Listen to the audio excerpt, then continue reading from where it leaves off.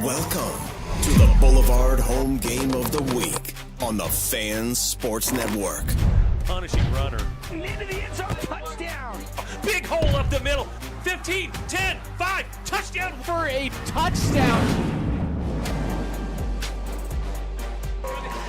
Welcome in, ladies and gentlemen, here to the Boulevard Home Game of the Week from Crimson Cliffs High School as the Mustangs take the field to take on the Red Devils tonight of Springville. It's Caden Formaster here and Mark Musgrave. The voice you know. So we're getting ready to get set up here. We had a couple technical issues there in the pregame, but we're back on track here, ready to rock and roll for this matchup between these two teams. Two really, really good teams here in the state of Utah, Mark. Yeah, this definitely should be a, I don't expect this to be a 38-35 shootout. I expect this to be much lower scoring of a game. Both defenses are very stingy, with Springville giving up on average about 7.5 points a game. What I love about this game, Caden, is it is strength on strength. You've got the running game and the big offensive line of Springville going up against that defensive line of Crimson Cliffs, and we'll see who prevails tonight, because this is going to be a great matchup. It is, and tonight's matchup, of course, brought to you by Boulevard Home as our main sponsor of tonight's ball game. Boulevard Home with locations all across southern Utah, Mesquite, and also in Las Vegas now, by the way. I don't know if you knew about that, but they do have. But you know what? We don't have to go too far. We have Boulevard Home right here in our own town. So make sure to check them out for all your home decor needs. But we also want to thank House of Jump as our pregame show sponsor. And a big shout out to our Region 9 tailgate show built by Bucks Ace Hardware, Finley Subaru, and Fabulous Freddy's. Both teams getting ready to respect the colors and national anthem coming up soon. So in just a little bit, we will be stepping aside as we will be wrapping up our House of Jump pregame show, getting into the action here from Crimson Cliffs High School. But some good action going on today across the region. 3 of those games here on the Fan Sports Network. So we're going to step aside here, and we'll be back in just a little bit. Everyone loves local sports and, of course, loves ice cream. And the best ice cream on the planet is Handel's Homemade Ice Cream. Open late every day of the week with dozens of delicious flavors. So after your favorite team wins, head over to Handel's to celebrate, with locations in St. George, Layton, and Woods Cross. Create your own relaxing, comfortable space. Boulevard Home offers the guaranteed best prices on furniture, appliances, mattresses, and more. And buy with no interest financing. Shop Boulevard Home, because home is who we are. We give you the green light. 4 seasons auto sales. Hook you up with some wheels. Drive on out of here. We give you the green light. Buy here, pay here. You can apply online. Now it's time to ride. Got a project at work or around the house? Well, think Bucks Ace Hardware. Think Bucks for all the top brands like DeWalt, Milwaukee, and Stihl. Plus, Bucks has the best sporting goods department. You've got to see their gun department. It's stocked with a great selection of guns and ammo and accessories. 2 locations at the Dino Crossing in St. George or State Street in Hurricane. Red Rock Real Estate has over 200 professional realtors in the St. George area that specialize in the local market. Whether you're buying your dream home, looking for an investment property, or want to sell your home for the highest amount, the Red Rock Real Estate team is here to assist you. Get started now by visiting redrockrealestate.com. Need an appliance or two? AWP's got you. Check out the remodeled expansive showroom, highlighting the Cafe series with colors like matte black, matte white, and modern glass. Make your kitchen stand out. Come see the local boys at AWP across the freeway from the Bloomington Walmart. When it comes to your child's teeth, Dr. Cody and his experienced staff at Johnson Pediatric Dentistry are game changers. So when it comes to checkups, a toothache, or any problem with your kid's teeth, call experienced veteran Dr. Cody Johnson at Johnson Pediatric Dentistry, 628-0510. Nets on Fire is the place to hoop in Southern Utah. Elevate your game with group or individual training with elite coaching. Hustle to netsonfire.org to learn more and see why so many rising stars hoop at Nets. Nets on Fire, building champions on and off the court. Tint World, Automotive Styling Centers of St. George is now open. Join us for monthly barbecues, custom car shows, and get special discounts on window tinting, paint protection film, ceramic coatings, car detailing, audio, and more. Come visit us at our new showroom on 476 East Riverside Drive at Tint World. Hey, it's Sheldon Demke. Check out the latest episode of What's on the Menu, a behind-the-scenes tour of local restaurants. We'll see some of their favorite dishes and get an inside look on how these dishes are prepared. Check out this week's episode at stgeorgenews.com and click the shows on the menu tab. First Ace Hardware is conveniently located in St. George on the corner of Bluff Street and St. George Boulevard with 30,000 square feet of lawn and garden, paint, tools, fabrics, sporting goods, and the most complete nut and bolt section in town. Hearst General Store, the Big Ace store on Bluff and on Main in Cedar City. Ladies and gentlemen, welcome back in to the broadcast here from Crimson Cliffs High School as the ROTC presents the colors and the national anthem here and finish up walking off the field. We appreciate you joining us here on this broadcast tonight as we will wrap up week 3 and we wrap up preseason play. We're pretty excited, I know, Mark, to get into this one, and should be quite the ball game between these two teams. Yeah, again, like we mentioned right before the national anthem, before we took our break, this is going to be strength on strength. This is going to be two great defenses going at it, and it should be a good one tonight. And obviously, we'll keep tabs on the games around the region. We'll be updating you throughout the night. We've got games at Snow Canyon and Pineview locally. All of the rest of the teams are traveling. We got the crosstown rival up north with Cedar and Canyon View, and I expect that to be just the opposite of this game. I expect that one to be a shootout. Yeah, that one should be a shootout. I'm really excited for that one. That crosstown rivalry is always a ton of fun. But as we get into it here, let's hop into our Keys to the Game, brought to you by Team D Auto Sales. Keys to the game for Springville and Crimson Cliffs. But first, I want to thank Team D. They got a huge selection of cars, trucks, SUVs. Get the keys to a new ride at Team D Auto on 488 East St. George Boulevard, or visit them online at teamdautosales.com. Keys to the game, Mark. Well, on the Crimson Cliffs Mustang side, this defensive line has to remain at home. They have to fill gaps. They have to really try to slow down this running game of the Springville Red Devils with Tavita Valetti. He is leading the 5A classification and maybe the state. I didn't pull up all of the state running numbers, but he is leading for sure with 355 yards in 2 games. And the most impressive number, Caden? Yeah. 10 touchdowns. 10 touchdowns is insane. He had 5 last week. He had 5 against Dixie. This kid can really run the rock. So Crimson Cliffs defensive linebackers really have to contain, fill the gaps. They also need to take advantage on offense. If their defense can get them a short field, which I think they can, they need to take advantage every single time. And then also on the Springville side, we talked about their offense, right? They have that great running game with Valetti, but that also means that you just got to stick with what works on offense. If Crimson's figured out the run game and they're stuffing up that run, that passing game needs to get going. And if that works, go with the passing game. I know that hasn't been common over the first 2 games, but that will be what they need to do. Also, remain a little stingy on defense, right? Make sure that they're not allowing the drives from Crimson to get downfield. They've only allowed a total of 15 points across 2 games. Yeah, that's it. It's amazing. Yeah, 7.5 points a game, 8 points and 6 points they've given up respectively. This is really going to be whoever wins this game is going to impose their will on the other team. Is it going to be the defense of Crimson Cliffs stuffing that powerful running game, or is it going to be that running game being able to run on this Crimson Cliffs defense? Again, I love this matchup. It's strength versus strength, and let's see who can impose their will on each other. And then, of course, for Springville, eliminate those turnovers, and that's a pretty common key, right? Lack of turnovers, lack of flags, I'll also add to that. How's that sound, you know? Oh, yeah. Just keep the penalties at a minimum. That's what we're looking at for our keys to the game, brought to you by Team D Auto Sales.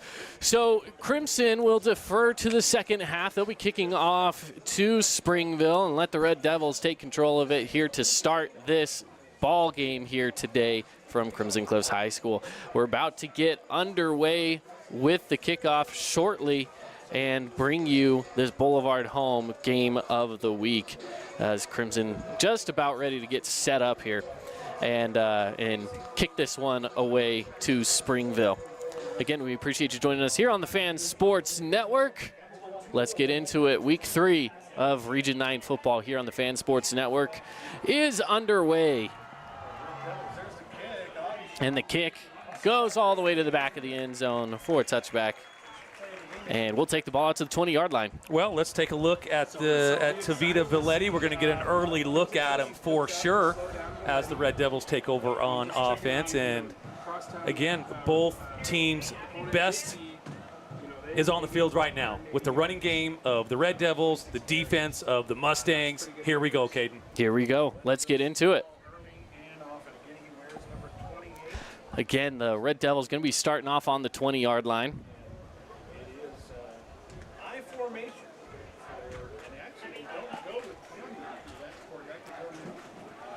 Starting off under center. You don't see that too much in high school. Usually they like that shotgun formation, but they'll go under center. Again, this is a team that likes the run game, so probably not too surprising. Snap is away, handoff up the middle, wrapped up immediately and taken down. Rowan Williams there on the wrap-up for Crimson. Yeah, Rowan was right there waiting with open arms. And Villetti did pick up 2 yards with the fall forward. Actually, they're going to give him 1 yard with that fall forward. But, yeah, great play by big number 97. So it brings up 2nd and 9 here for the Mustangs defense going up against Springville. Again, the Springville offense, a run-heavy offense. You can see that already from the first play going in that I formation. It's a very 90s style of football out there, but you know what? It's been working for Springville, so why not let it happen? Again, back at it here under center. Getting ready to take the snap. He does. Hands off again. Fumbling forward and falls forward on the 25-26. They'll get him to the 25, and it'll bring up 3rd and 5. You know what I liked on that, Caden, was that Connor Kell actually kept containment to where Villetti had to cut back into all of his help where Williams was waiting there for him. So, again, one of our keys to the game, one of our Team D keys to the game was filling the gaps, keeping them contained. That was a really nice play by Connor Kell. Absolutely good play, and this is exactly what Crimson defense needs to do right now. Just try to contain as much as you can on that run game. Setting up in the gun now is Easton Condi, quarterback, or excuse me, I think they have Lisiati Villetti out there at quarterback. Is that correct? Number 2 out there. Yes. They have Lisiati Villetti. 2 Villettis. And you know, both the officials come in blowing the whistles. Yeah, a delay of game, and I will say even the first 2 plays, they were taking that play clock all the way to the end. And I'm like, I was thinking to myself, that's a long time for those offensive linemen, those big offensive linemen. I mean, their center is 6'4", 295. It's a long to just time hold their water. It's a long time to be set down there. Well, it gives a break for Crimson here. Now we'll bring up 3rd, and they'll give him 3rd and 9. Villetti with the snap. He's going to keep it himself. Breaks through, has a line, and gets down to the 35-yard line for the first down. Well, I'll have to say that that Tavita Villetti isn't the only Villetti that can run. That was a nice cut, right? Boom, right there. He put his foot in the ground right there at the 25-yard line, and that was able to get him another 10 yards after that cut. So it brings up a first down here for the Red Devils. Our first down of the game. First down's brought to you by Red Rock Real Estate. Again, taking a long time. The snap and a late handoff, wrapped up and going to be taken down in the backfield by that powerful Crimson defense. Yeah, that time they were in the backfield, led by McKay Wright was the first one back there to kind of blow that play up. They did give him kind of nice forward progress there at the line of scrimmage. I kind of thought that should have been a loss of 1 or 2. I thought it was at least a loss of 1, but they put him right back to the 35-yard line. Boy, I look down there and look at that big center, man. He is a big kid down there for Springville. Absolutely. Snap is away. Looking to pass here. First passing play of the game, and it's going to go complete to his receiver on the far side. That's number 22, Reed Deed. Reed Deed. Say that fast about a few times. What a cool name that is.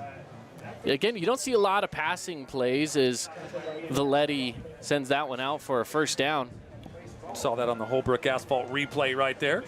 Yeah, want to thank Holbrook Asphalt. Yeah, one of our many sponsors that we certainly do thank for their partnership in bringing you some great high school football here around Region 9. Again, back into that I formation with a tight line. Only one receiver out. And the handoff again up the middle. Valetti just bouncing off Ball's of on the defenders. ground. Ball's loose. I think Crimson might have jumped on it. They did. That ball popped loose. And Crimson Cliffs, they get the first big break of the game. Valetti puts it on the turf.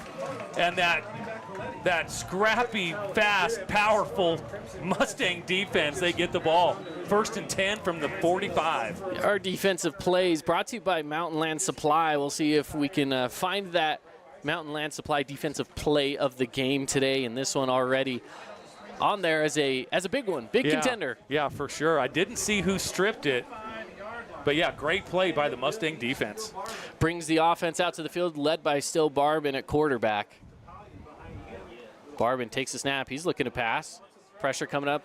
And Peterson in the intended receiver, but it is knocked out of the way by the quarterback / safety or whatever he is over there, Valetti. Yeah, Lissiotti Valetti just all over the field right now. And again, we will say the last name Valetti a lot. There are 5 on the roster, 2 seniors, 3 sophomores. You beat me to it. That's exactly what I was thinking, is there are a lot of Valettis out here today. Barbin looking back over to the sideline for the play. 4 receiver set, 3 on the near sideline, 1 on the far sideline. Snap is away. Fakes the handoff. He's going to roll out to his right side, keep it himself. He's got the first down and more. Runs out of bounds at the 43-yard line. That was a beautiful design by the Mustangs. That was a designed run for Barbin. He pump faked it, got the defensive end up in the air, and he just took off to the sideline, picked up an easy 12 yards. And that'll bring up another first down. Brought to you by Red Rock Real Estate. Real estate focused on you from land to luxury. Visit them at redrockrealestate.com.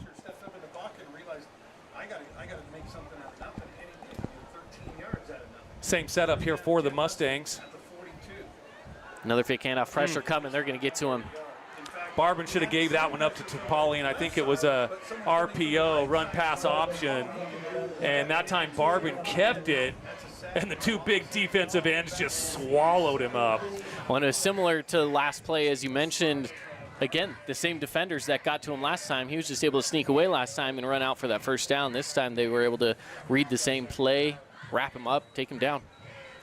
And so it'll be 2nd and long from the 47.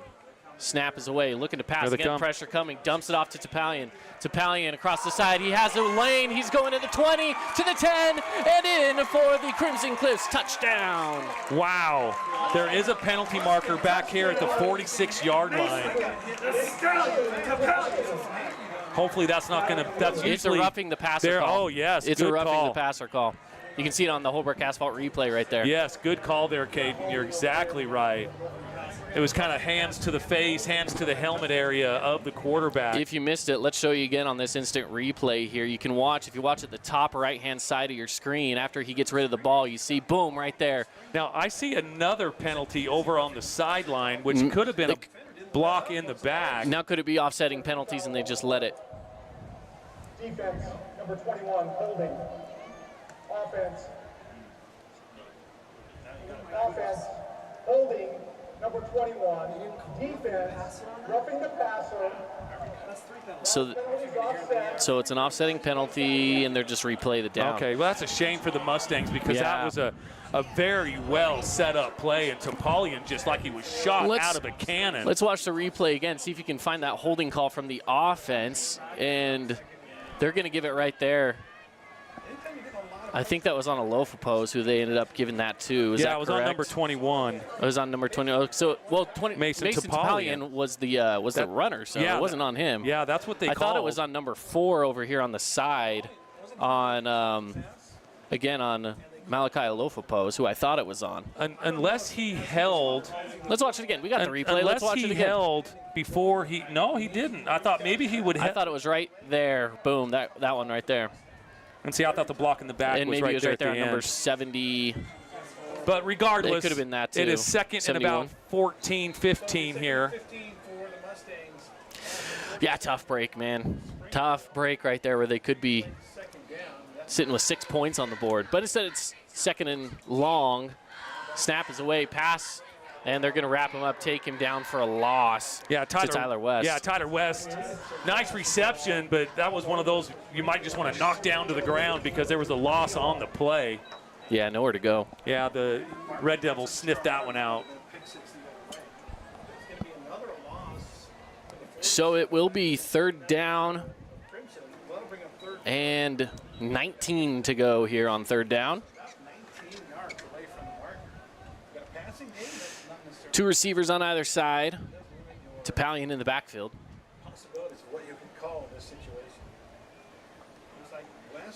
Again, looking over to the side. To that offensive coordinator. Look, and they jumped off sides. Yeah, there was a little So- confusion here on the near sideline, which is strange because that's the closest one. You know, they were just 10 feet away from the Crimson Cliffs sideline, and coach is talking to him. A little confusion here. Yeah, I think that was Boston Adamson, that number 11, Boston Adamson, kind of took off a little early there, made some moves, and so they bring it back even more. So the line to gain, by the way, is the 32-yard line. They're sitting on the 44 on the other side. So do the math there. It's quite a ways to go here as Barbin's back to pass. Deep play. Does he have him overthrown to Tyler West? It's tough to overthrow Tyler West as well. He is very, very fast, but it was about 1 yard to 2 yards, just a little too deep. If Barbin puts that up in the air just a little bit more where it just kind of floats, West is walking in for a touchdown, but it does fall incomplete. And so it will be fourth down, Crimson to punt it away. And there's the punt going off to the far side. It takes 1 bounce, 2 bounce. They'll pick it up at the 10. Wrapped up and taken down at about the 16-yard line is Tua Valetti. Yeah, nice coverage. Nice coverage, though, by the Mustang special teams, keeping them down there inside the 20. Looks like they're going to mark it right around the 15-yard line. So a good 85 yards to go for the Red Devils.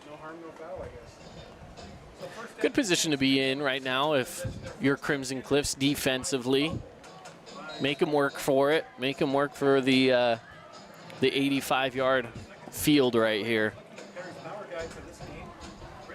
Still scoreless on the Wilkinson's House of Lighting scoreboard here. Wilkinson's, a proud sponsor of Region 9 Athletics, where the locals shop, winner of Best of Southern Utah for 5 years in a row. The snap is away. Letty up the middle. He'll be wrapped up and taken down after a gain of 3. The Mustang defense up the middle has been pretty good. There was one that Valetti gained some yardage on. It was the other Valetti, though, on the Wildcat offense that they had going. But other than that, though, this Mustang defense up front has been pretty strong. They've been up to the challenge so far. I know it's still early in the game, but they are playing very well right now. So second down and 7 left to go.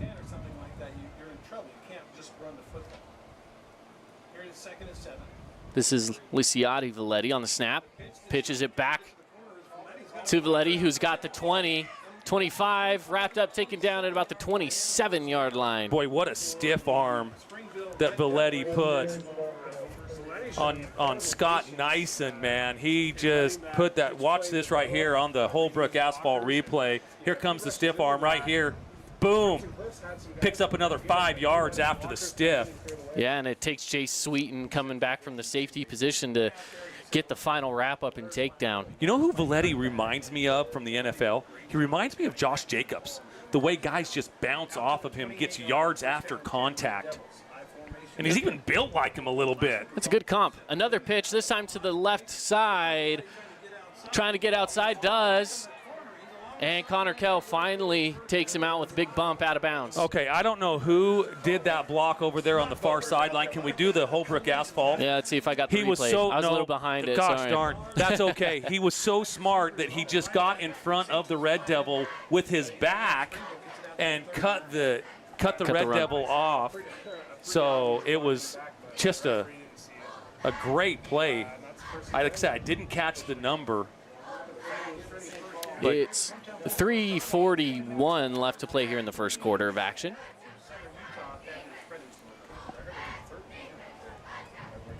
Lined up in the gun. Valetti takes the snap, keeps it himself, rolls out to the near side. Pass is complete and taken down to the 45-yard line was Luke Nadold. Connor Kell just about a step too late to get there to break that ball up. But he does whip him down on the tackle. But there is a penalty flag on the play. Yep. And it looks like they're going to be bringing it right on back to the other side. Usually when there's that much movement on the offensive lineman and where it's at. I was just going to say an ineligible receiver downfield makes a lot of sense here. Yeah, it does. Let's check out that replay again, see if we can see what we're talking about. And number 8 does get pretty far downfield. Yeah, that's what they gave it to. That makes sense. So they will push it back now a little bit more on a first and... Are they putting it at first and 15? It should be 15. That's what I was thinking. Okay, yeah, they're putting it at 15. Yeah. Yeah, it'll remain first down, but it will be first down and 15. Yep. Leadership training and more, go to netsonfire.org. Building champions on.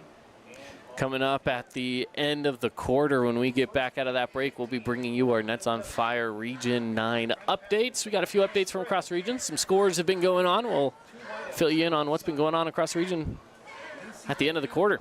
Snap is away. Defense is coming. He tucks and runs over to the 30, and he'll go out of bounds.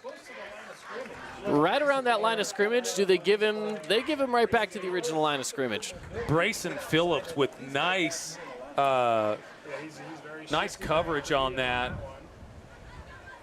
With that nice tackle, because Valetti, we've seen him already kind of get loose back there. But yeah, the Mustang defense in the backfield, kind of, disrupting this Red Devil offense. The pursuit of Phillips, though, was impressive. It was really good defense there by the Mustangs. So second down here, 3 receivers on the near side in the gun. Valetti takes the snap again, keeps it himself, goes right up the middle, and tripped up for a gain of 5. Looks like Caden Madsen for the Mustangs with the tackle. Again, this defensive line, this run stoppage up the middle has been up to the task so far for the Mustangs. Oh yeah. It's going to be third down and 10. You know what surprises me with Springville, we've looked at how much they are scoring this season. With how much they run, that clock likes to move, right? With how much that running game goes, they're still getting a lot of points on the board with how much the clock likes to tick down on them. The snap is away, rush up the middle, nearly wrapped up, dumps it away. Oh. The pass is made over to the 45, down past the 50-yard line, just dumping it off to Nalivu Lawaki. Well, the Mustangs did everything right except for cover, big number 99. What do you do in that situation? You know, you don't. You just about did everything you could, but they just find the gaps that they need to in that defense, and they still make the play happen. Yeah, that was a nice heads-up play by Valetti, the quarterback. Oh, and he's athletic. You can tell that. He really is. He's good. He's quick on his feet. There's a reason, I think, that why the passing game isn't as strong. I think you can kind of see that, but it's good enough that they use it. As he's almost, again, wrapped up, slips it, and still is able to gain 2 yards. Case and Cuff back there very quickly for the Mustangs. Had a chance for a big loss. Boom, just missed it right there. Nice move again by Valetti, able to just slip out of a tackle for loss for the Mustangs. Picked up 2 on it. I'm noticing this Mustang defense is sending a lot of guys on the blitz every single play, because even if it's not setting up in the offense to look like a run, they're still considering that it very well could be a run, and they've been right nearly every time. Again, in that tight-eye formation here. Valetti under center. He takes the snap. He'll hand off to the other Valetti as he's hits a brick wall of number 97, Rowan Williams. Short gain. And McKay Wright was right there as well.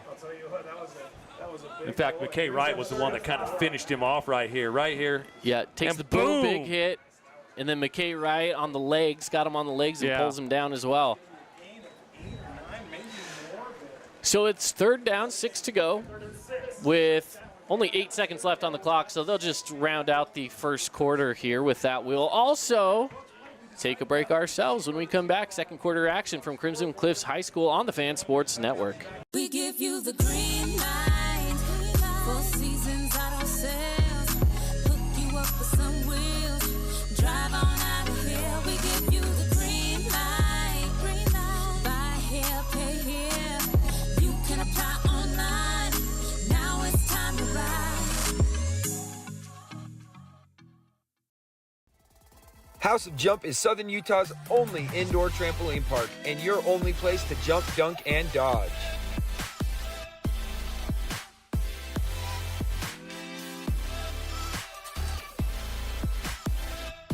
Head on over to our house, the House of Jump.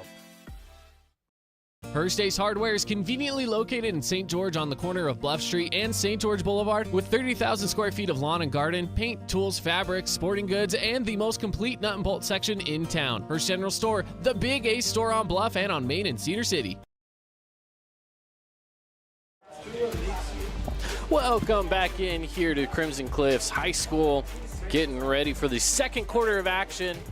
Still scoreless on the Wilkinson's House of Lighting scoreboard, but let's jump across the region a little bit here as we look at what's going on.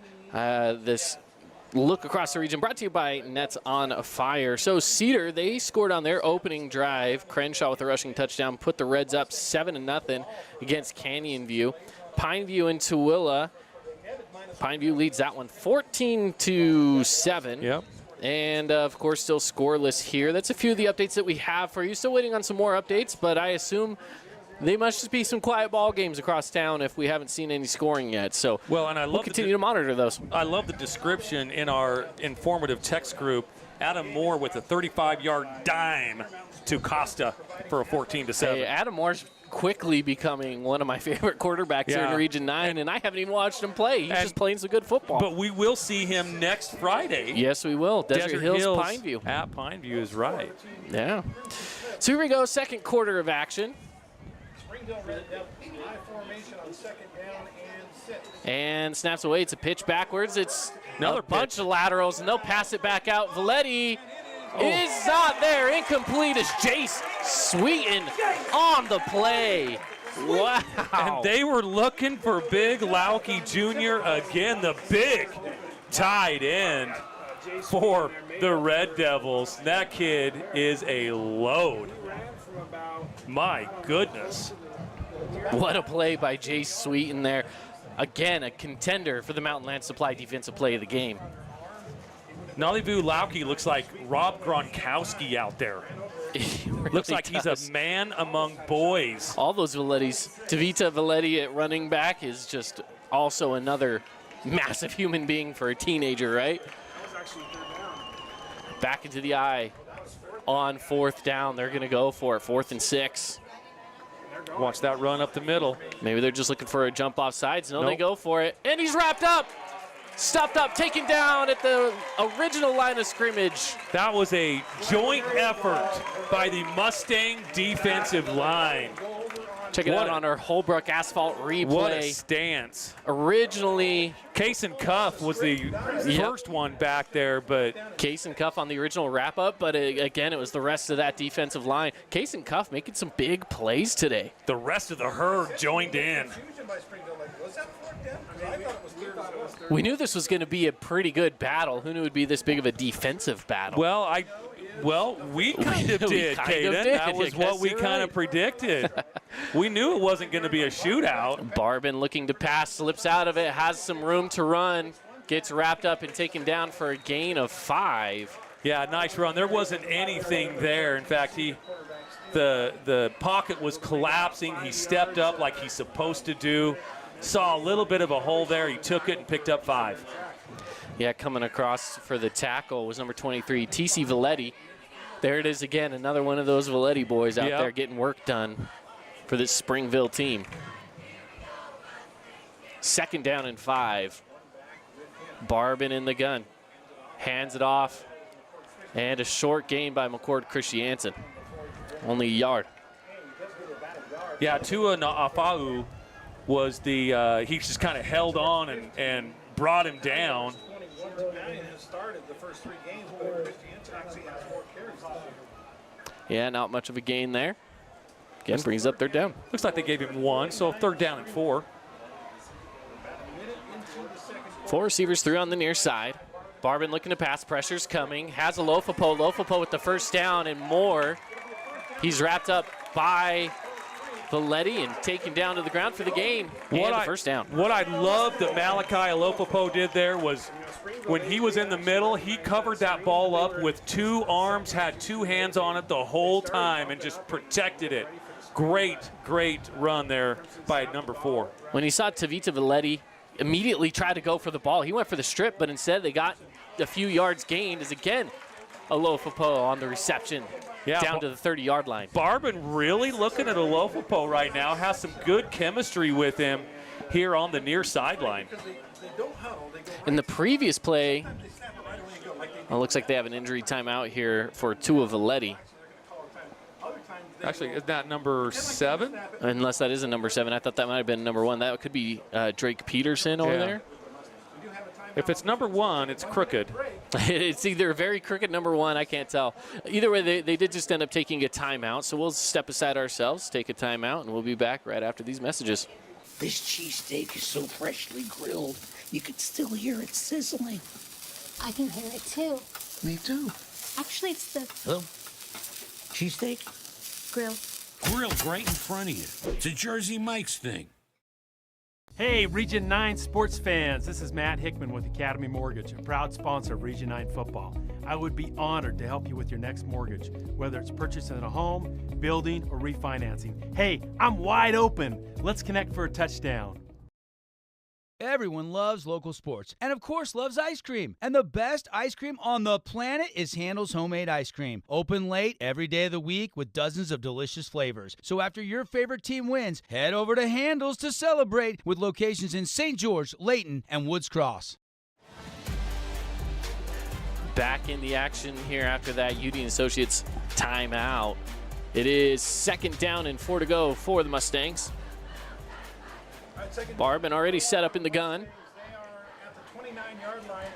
He'll go back to pass. Goes to the outside. Has Boston Adamson for the 1st down and plenty more to get into the red zone. Great patience by Barbin because that route took some time to develop, and he really was patient. Boom, boom, lets it go.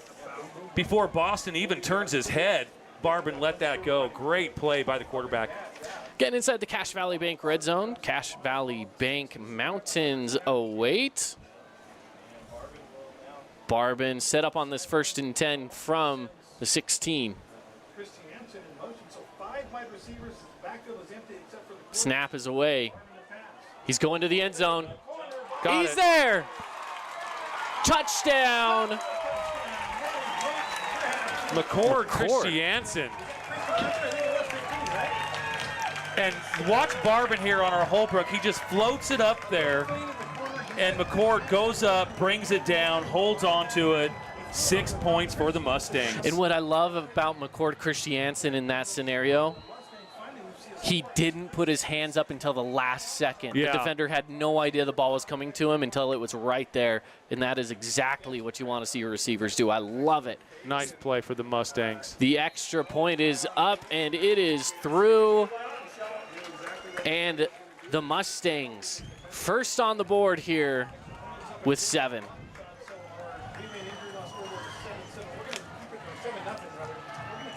We'll keep it locked in here with 9:41 left to play here in the second quarter.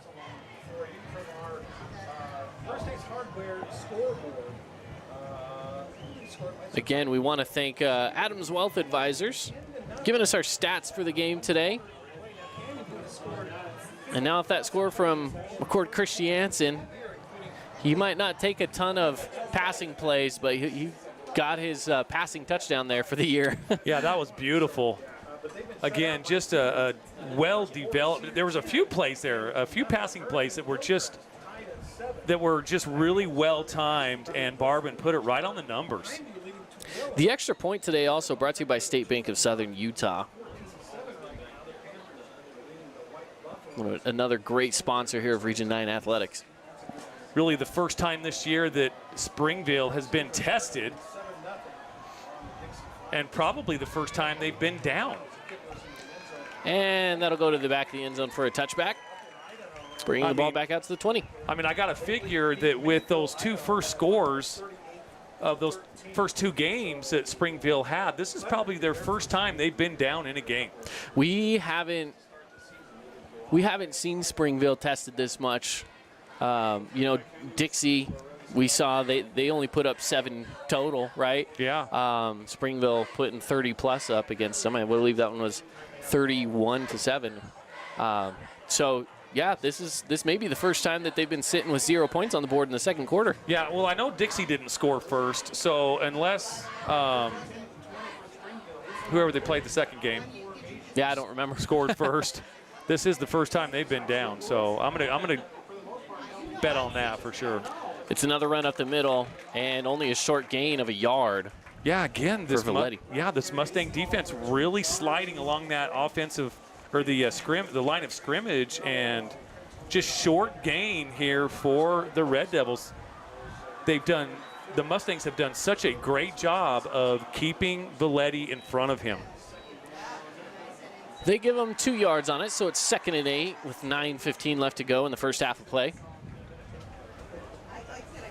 Set up again in the I formation. Here's the snap. Handoff. Takes it to the near side. The stiff arm gets some separation, goes to the 40 before he's wrapped up again and finally brought down by Jay Sweeten. Well, I'm telling you what, this kid is a power runner. You can just tell by that body build that he is a load. He cuts right there. Stiff arm. Picks up another 15 yards after that. This kid's a load to bring down. 22-yard run for senior running back. He runs like he's mad at the ground. There's a reason why this kid has 10 touchdowns so far in the season through 2 games. He is a powerful runner for sure. It is a first down. Snap away, handoff against Valetti. Wrapped up immediately by Parker Andrus. Yeah, Parker with good pursuit from the backside, able to chase him down and hold on and bring him down. Nice play by Parker. See on the Holbrook Asphalt replay, wrapped him up around the 42, still dragged him up to about the 46. And hey, yeah, they'll give him the 46. If it's a leg wrestle between Valetti and Parker Andrus, I think I'm taking Parker on this. I like that. That's the vision of work, and it has been. You know how I feel about Parker Andrus' legs. You're a big Parker Andrus fan. Pitch back. They get there in the backfield. They'll wrap him up, take him down. Not maybe take him down. He decides to fight forward still. Doesn't get a gain on the play, but. Again, watch this, Caden, on the Holbrook asphalt replay. Number 3, Charles Morby, comes up, right? Well, I missed it, but he moved him to the inside, made him go, and then he was able to cut. So really great play by Charles Morby there. And that's what you want from your corner, right? Someone who not only can defend the pass, but they know what to do on the run as well. They're doing a really good job with containing and not giving Valetti those outside lanes. Yes, he's broken 1 or 2. When Valetti steps out, he steps over to the sideline. Well, he's probably tired. He's been playing offense and defense. He'll roll out to pass. Pressure coming. The pass is away. Picked off. Jay Sweeten. Sweeten with a beautiful, beautiful read here. He goes up high, catches it at its highest point. What a play by number 1, Jay Sweeten. And the pressure was coming right at him, and he gets up there, makes the play, trips up over Brock Baker, but it's all good. The Mustang offense will take over after the turnover on the 33-yard line. Second turnover again for this Mustang defense. They are doing what they need to do to beat this Springville Red Devil team. I love what they're doing. They're creating opportunities for their offense. And let's see if the offense can now take advantage. Snap is away. A little bit of a toss to West. West tries to move forward. Doesn't look like he'll get any sort of a gain on the play. Yeah, Red Devil defense really strung that play out to the sideline. That's what you're taught to do. String that out, use that sideline as a 12th defender, and that's exactly what they did. Nice play by the Red Devil defense. They'll give him a yard on it. 2nd and 9 for the Mustangs now.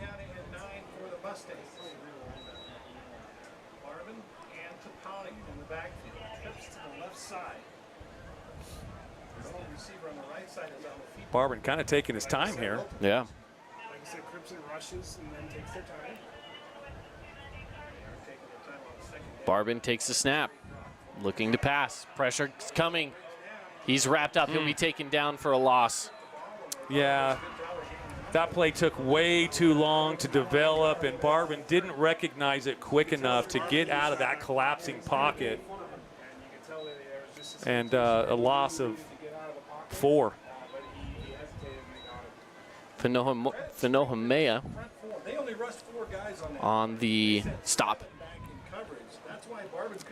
So again, the Mustang offense looking to take advantage of that turnover that their defense just created, but long 3rd down here. Snap is away. Barbin again looking to pass. He'll go to the far side, has Boston Adamson. Adamson over on the far sideline with a toe-tapping sideline catch. Beautiful timing by Barbin. Over there to Adamson. Again, another first down here for this Mustang offense as they are moving quick, set, and ready to go. They'll hand it off. Christiansen will be wrapped up immediately. Or excuse me, Topalian wrapped up and taken down. Yeah, he was stretching forward with the ball. I think that's a little dangerous inside that line of scrimmage area, inside the tackle box, but he was just trying to get a little forward progress with the football. But at that point, just go down, protect the football, and live to play a 2nd down here. And it is 2nd down and 11 to go. Good crowd here at Crimson Cliffs Stadium. And pretty good travel crowd from the Springville side as well. Not bad. Barbin to pass, pressure coming right up the middle. He eludes it, goes back out to the far side. Fumble ball on the ground, jumping on it are the Mustangs, and Jacob Zarate gets on it. Flags on the play. Yeah, good heads-up play there by Zarate to jump on the football and at least protect. Oh, and it's a late hit on number 58 there. That's what they're going to give it to him for. Number 58 from Springville jumped on the pile, Cade Johnson. And a big emphasis right now is player safety, so they're going to be looking for some of those late hits. Yeah. as again, Springville's Cade Johnson jumping on the pile there. Now we'll see if this results in a first down. It's not going to be enough yardage to result in a first down. Now remember, in high school, a personal foul does not result in an automatic first down. Only Just if a the movement of yardage, yards, right? Yeah, Yep. only if the yardage will get them a first down. But that's still a very big play, though. And it's a replay of second down, so they will have that second down now. Instead of a 2nd and 11, they move it from the spot of the foul up, so it'll be a 2nd and 8 here. But with that play, though, that would have been 3rd down and forever. With yes, that would have been a really tough play to get past. No, it's for the third down. Mustangs. It's 3rd down to the. Oh, they did move it to 3rd. Okay. So that would have been 4th down, Yeah, where they would have been punting it still. But this is still a much better result for the Mustangs, having a 3rd and 7 than a 4th and forever in punting. So another mistake there by Springville. It is 3rd down, 5 receivers out. Pressures getting to him again, and he's going to go down with it at the 40. That sack brought to you by Scooter's Coffee out in Hurricane. Well, the result's going to remain the same, a Mustang punt, but still, they did gain some yardage, and right now, field position is huge, especially with only there'll be about 3 minutes to go here in the first half when the Red Devils get this ball. So field position is very important here.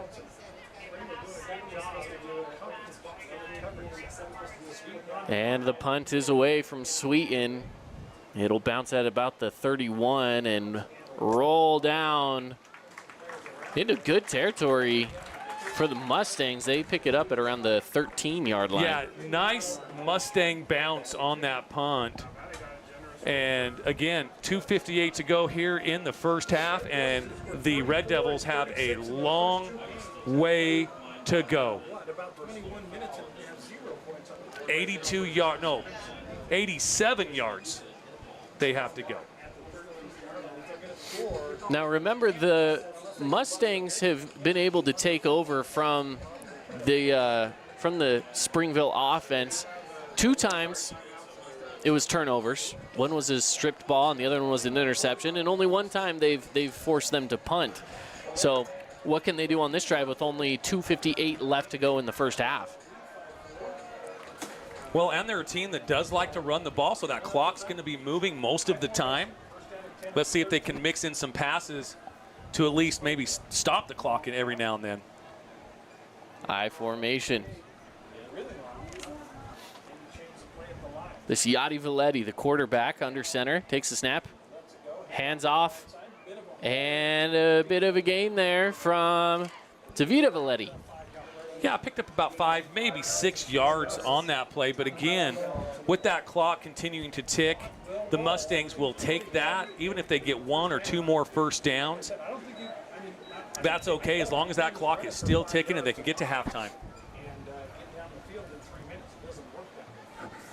And it is with 2:30 left on the clock here. And Springville's not in a hurry. No, not at all. 2nd and 4. And again, they're at the line for so long. Again, Big another hole. handoff. Wrapped up and taken down after a hit from Brock Baker, but the wrap up originally from McKay Wright. But again, the Mustangs will take that. 3, 4, 5 yards a carry. Keep him in front of you. 2:12 to go. Timeout called by Springville. But like I said, Mustangs will take that all day long because they have a long way to go. And when I say they, I mean the Red Devils have a long ways to go to get to pay dirt. This timeout brought to you by UD and Associates. We'll step aside for just a moment, and we will return with the remainder of our first half of play when we come back. First Ace Hardware is conveniently located in St. George on the corner of Bluff Street and St. George Boulevard with 30,000 square feet of lawn and garden, paint, tools, fabrics, sporting goods, and the most complete nut and bolt section in town. First General Store, the Big Ace store on Bluff and on Main in Cedar City. We are Utah's financial outfitter, and we're here when it's time for your business to climb higher. Cache Valley Bank, mountains await. Member FDIC, Equal Housing Lender. Check out this week's edition of TGIF on stgeorgenews.com. TGIF is your weekend adventure guide to all the fun and exciting things going on in southern Utah this weekend. Find this week's edition at stgeorgenews.com and click the shows on the menu tab. Have a blast this week. Welcome back into the action here from Crimson Cliffs High School for the Boulevard Home Game of the Week on the Fan Sports Network. We have other games being broadcast right here on the Fan Sports Network as well. Games in with Pineview and Tooele, and we have Snow Canyon hosting Green Valley from Henderson, Nevada. So a few games being broadcast here on the Fan Sports Network, but of course we'll be bringing you updates from all of the games across Region 10 as they come rolling into us here at Crimson Cliffs High School. 2:12 left to play in the first half of play. Springville offense out there with a fresh 1st and 10. Valetti takes this low snap, dumps it off, and just getting right back to that original line of scrimmage, so no gain on the play. Yeah, they were kind of setting up a screenplay there. The Mustangs really sniffed that out. You can watch right here. Linebackers didn't bite. Defensive linemen also didn't bite real hard on that. Yeah. You saw Parker Andrus immediately take off that direction. Yeah, start to retreat and go back to that receiver. So, and I like that from the defense, that they're reading the eyes of the quarterback. I formation. Boy, he makes his offensive linemen sit there for so long. And there's the snap. Valetti wrapped up by Andrus. You know, and Andrus came in where the pulling guard left, but Parker is so fast that he's able to pursue the running back and pull him down from behind. That's super impressive. Another timeout taken, and with this one, we'll keep it locked in right here with only 1:17 left to play here in the first half. Again, this timeout is brought to you by Udi and Associates. I want to thank them as being one of our sponsors for tonight's ball game. And if you want great service and rates on home, auto, or life insurance, you can call Luke today at 435-251-9102 for a free quote and see how much you can save. So, Kate, what are you doing tomorrow? You going to the Enterprise Corn Fest? You know, it's just down the street from my house. I know it is. I might as well. Yeah, it's a good spot to be if you are in southern Utah and looking for just something to do. Head on up the road to Enterprise. They got the Corn Fest going on, always fun, live entertainment, great food, vendors, and more. Car show. So get on up to Enterprise for the Enterprise Corn Fest at the Enterprise City Park. Which I got to say, the city park's pretty sweet. They just put in a new fishing pond over the last couple months as well. Oh, really? Yeah, I've been going fishing there at least once a week. Did they take up some of the grass area? Not where the Corn Fest is held. No, they put it in a different spot on the other side of the community building over there. But hey, shout out Enterprise. We love Enterprise. 1:17 left to play. 3rd and 9 for the Springville offense. Again, going with that I formation. Pass this time. They get the first down to gain. And stretching forward. He tried to get out of bounds. They're going to stop the clock just to move the chains, but I don't think he got out. I don't either. I hope the sideline official didn't give that to him. I'll check this out on the Holbrook Asphalt replay. See, you can tell he tried to keep him in, and he did stay in bounds. That was Luke Nadald on that reception. And it is running, so it was just stopping the clock to move the chains. And again, that's okay for Crimson Cliffs. Yeah, with 54 seconds, and again, clock ticking down. Another passing play to the outside will be incomplete with the intended receiver of Nadal. Brock Baker for the Mustangs in pursuit there, in coverage for the Mustangs. Again, been impressed so far with this Mustang defense. They have really held in check this Red Devil offense. And Valetti, now he has had a couple of runs, as well as the sophomore Valetti quarterback. Right. But for the most part, they've held him in check. 2nd and 10. Springville again in the I formation. Snap is away, rolling out, looking for a pass. It's going to be picked off again by guess who? Jay Sweeten. Jay Sweeten on his feet at the 50-yard line, and he's taken down after a big hit from Fronohima. I got to tell you, I know that his dad down there on the sideline, he has a backpack on, and I know he has a juice box in there. He needs to give that juice box to Jace right now because Jace has earned it. He deserves it.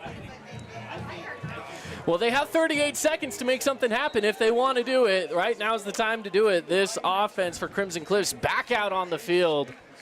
And Barbin at the helm with 4 receivers, 2 on either side of the line. You know, even if they can get into field goal range, Ottenshot has a nice leg. And they'll go quick out to Peterson. If they could get, even if they could get 3 points on the board, that's a huge win for this Mustang offense. Going into half, 10-0, hopefully 14-0. But at the worst case scenario, 10-0 here would be great. I like that play right there. 5-yard gain. They only took 4 seconds off the clock. That's great clock management here from this Mustang offense. You watch Alafopo this time, he'll fake an out and then just go upfield, and you never know. That corner might just bite on that out. They're sending a 4-man rush.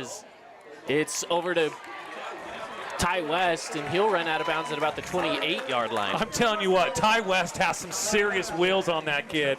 Well, he made the catch running the opposite direction. You can see it here on the Holbrook Asphalt replay, and then when he sees where the defense is, he takes off. He makes the catch, finds the defense, and just goes after the catch, gaining about 9 yards. Yeah, he circled around Jack Pickering, and Pickering had no chance. No, but a flag on the play will bring it back.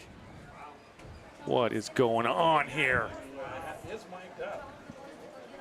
We're over here having fun watching replays, not paying attention to the flags on the field. Hey, you know what? The glass half full on this is, you know what? They don't put time back on the clock. Yeah, that's true. So takes the ball all the way back to the 39-yard line. That's a 15-yard penalty, so I'm not exactly sure what the penalty ended up being, but yeah, me neither. That's a tough break here for the Mustangs. Because really, if you even just get a chance to get into field goal range, get this to a 10-0 ball game before halftime, you'll be happy with that. Make it a 2-score ball game. Coach Alafopo is really wanting an explanation from the officiating crew here at Mustang Stadium here. Yeah, he's trying to figure out why they're putting the ball where they're putting it. And I'll be honest, it doesn't make much sense to me either, but to be fair, I don't know where the foul happened. So, but it doesn't matter. If it's a holding, remember they go from the line of scrimmage now. That's one of the new rules. So let's check this out again on the instant replay, see if we can see what it was. And I think he's going to win the holding call there on number 55, was that the call? They're going to move the football. And they do. It is instead of a 17. Yeah, I think it was against Brooks Jensen. And Alafopo getting his way saying, hey, you guys should know the rule by now, right? We changed it. It's a 5-yard penalty, not from the spot of the foul. It's from the original line of scrimmage. So they do move it back to where it should have been. They need to move the yard marker up 1 more yard over there. Because remember, it was a 10-yard gain from that out route to Peterson. Or a 5-yard gain, did I say 10? 5-yard gain to Peterson. So they started that play at the 46-yard line in Springville territory. Still a little question on where he wants to set the ball down. Looks like right where his foot is fine. He's getting a little bit of help from the side judge over there. Whitecap has to come in and again try to explain it.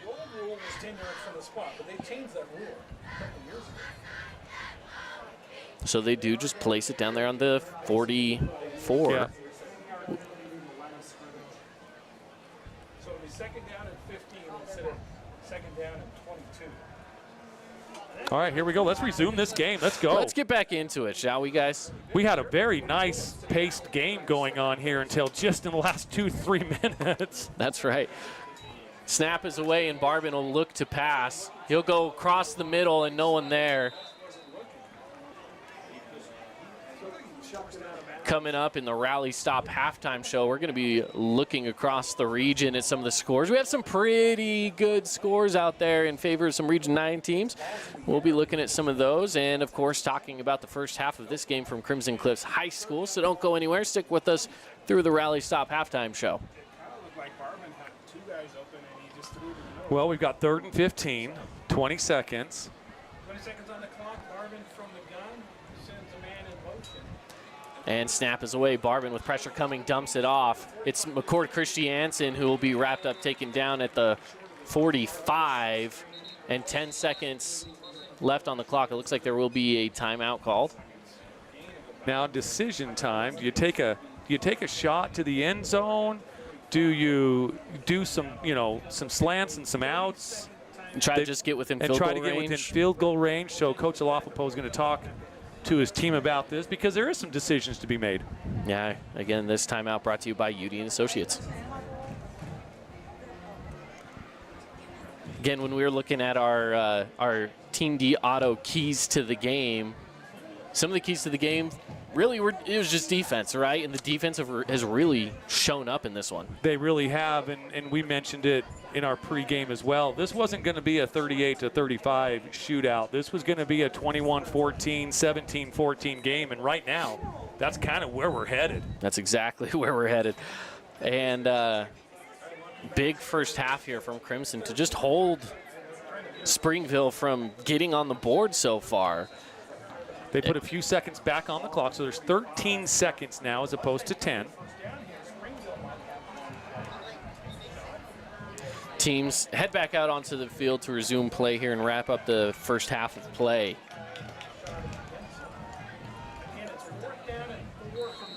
And if you're just joining us, Desert Hills did get a win today up in Idaho, 38-12. And we will be bringing you the rest of Region 9 scores here in just a few minutes as we're getting close to halftime. The snaps away, and Barbin will look to pass. He'll go to the outside, and Alofopo gets the first down and goes out of bounds at the 39.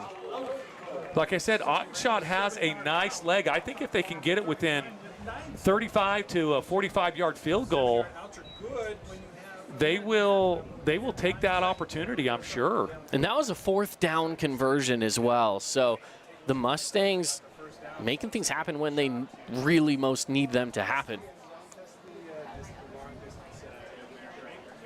See what Steele Barbin can come up here. 9 seconds to go. And snap, and they throw some flags out there on the play. Looks like it's going to go against the Mustangs. False start.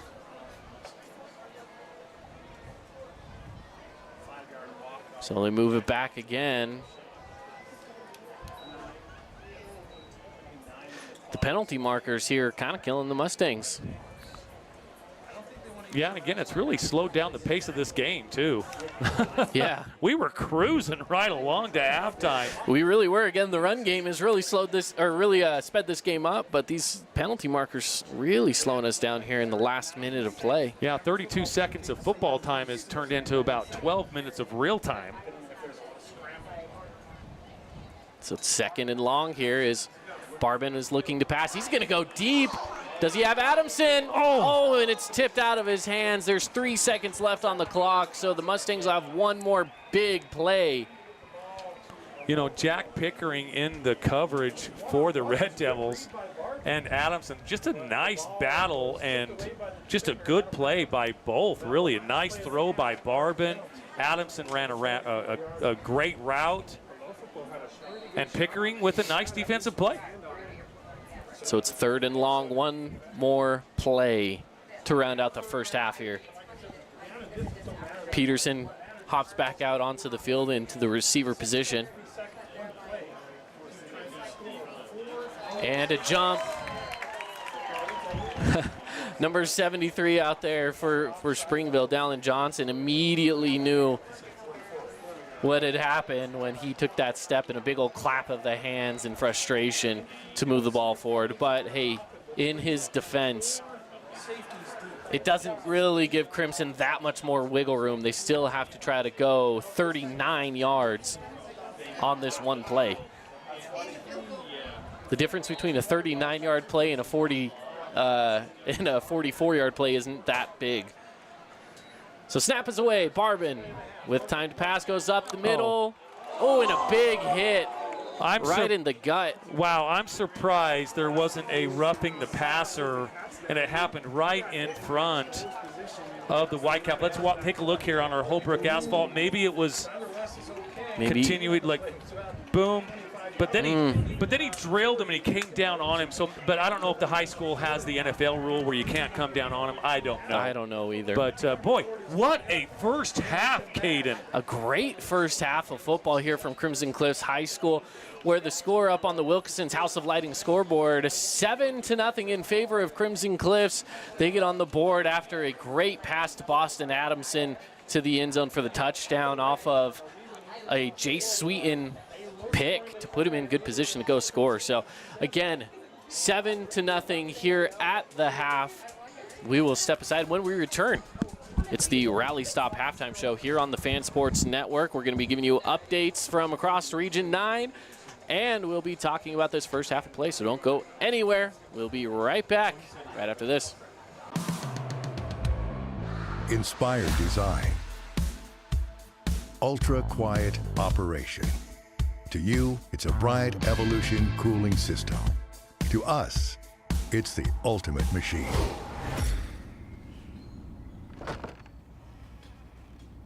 All set. For the dealer nearest you, visit Bryant.com.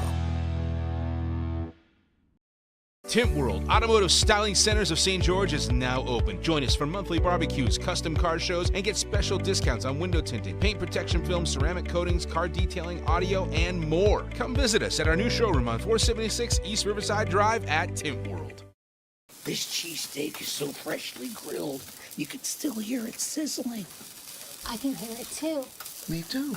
Actually, it's the Oh, cheesesteak? grill.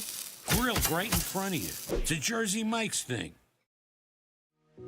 We love giving back to our community, and over the years, we have provided vehicles for families in need, supported local charities, and helped train our first responders.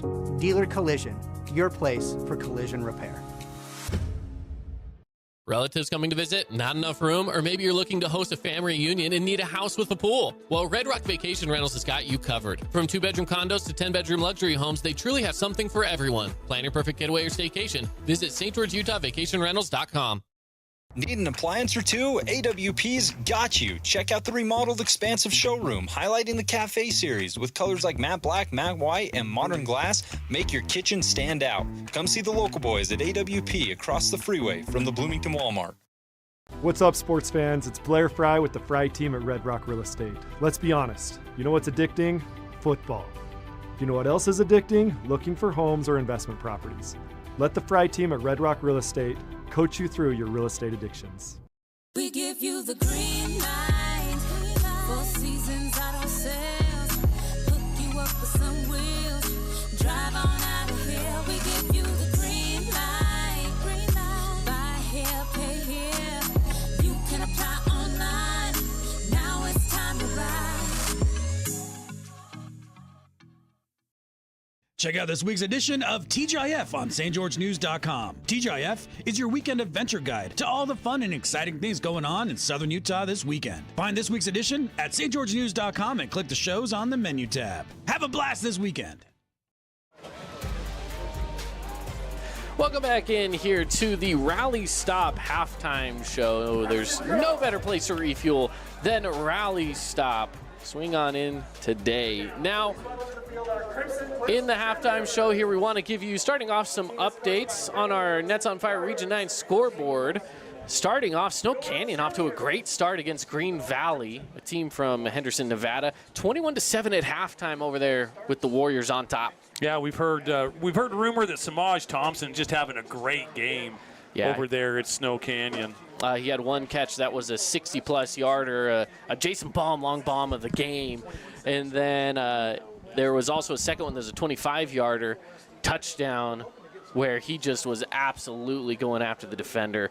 And then also you have Pineview right now on top by, well, kind of a lot in this one, 24-7. Yeah, they just kicked a 42-yard field goal, and Brock Harris with a one-hand catch Because of course he does. Yes. Because of course he does, man. The description in the text was insane, capitalized. So Brock Harris really putting his skill set to work over there at Pineview. And if those of you are watching at home, you don't know who this kid is, you will, because he's going to be playing for some massive school somewhere. He's already got scholarship offers to Alabama, Georgia, Auburn, Tennessee, Oregon, Utah, BYU, you name it, he's got an offer there. Go to where the best football is played, and the best football is played in the SEC. Yeah, you're kind of an SEC homer a little bit, aren't you? Am I wrong? I didn't say that. Okay. Oh, man. All right, well, Dixie struggling in the late second quarter. The last update we got that it was 21-0 with Park City on top. Come on, Big Blue, let's go. That's a bit of a struggle there. But again, low-scoring game here is this one right now, 7-0 at halftime. Yeah, I also have an update from two 4A teams playing, Ridgeline and Stansbury. They're in a shootout right now, 28-21. We want to thank Jason Baum from the Bomb Squad with that update. So, again, just two 4A teams that Crimson Cliffs, Desert Hills, Snow Canyon, Dixie, Pineview could be playing in the future. Absolutely. Yeah, exactly. So with that, we have a few of our scores there from our Region 9 scoreboard, and we want to thank all of those that have given us those updates. And we hope to see some more updates coming in. We'll keep you updated throughout the game. And remember, too, at the end of this ball game, after we wrap up our Johnson Pediatric Dentistry post-game show, head on over to the Fan Sports Network on the radio. We'll have the Region 9 recap, bringing you all of the scores and updates from across the region through this evening, all in one comprehensive show on the radio. So make sure to tune in there after the game is over. You can always just go, if you are at home, you can always just go online to thefansportsnetwork.com and click on that Listen Live tab, where you can easily check out what's going on across the region and listen into that show. So, and if you still can't sleep and you know, close those eyes and go to bed, keep a lookout on St. George News, where we have the Region 9 recap as well. Aaron Crane and the St. George News sporting team puts that together, where they will assemble all of the great plays and all of the scores in great video fashion on St. George News. That usually comes out around midnight tonight. Yeah. So if you don't get to it tonight, watch it first thing in the morning. So, well, let's take a quick break here in the middle of our Rally Stop halftime show. When we come back, we'll talk about the first half of action here from Crimson Cliffs and talk about what to look forward to in the second half of play. All of that when we come back. Create your own relaxing, comfortable space. Boulevard Home offers the guaranteed best prices on furniture, appliances, mattresses, and more. And buy with no interest financing. Shop Boulevard Home, because home is who we are. House of Jump is Southern Utah's only indoor trampoline park and your only place to jump, dunk, and dodge.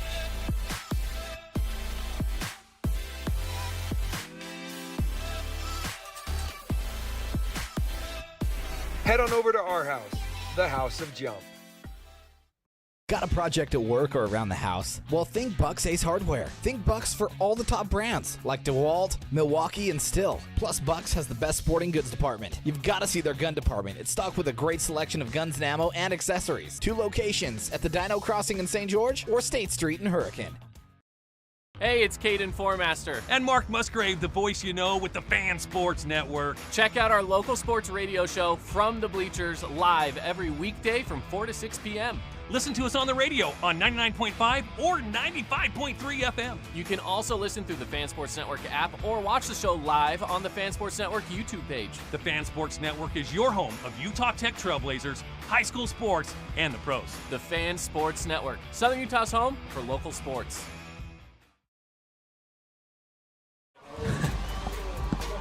Welcome back in here to the Rally Stop halftime show, part of our Boulevard Home game of the week.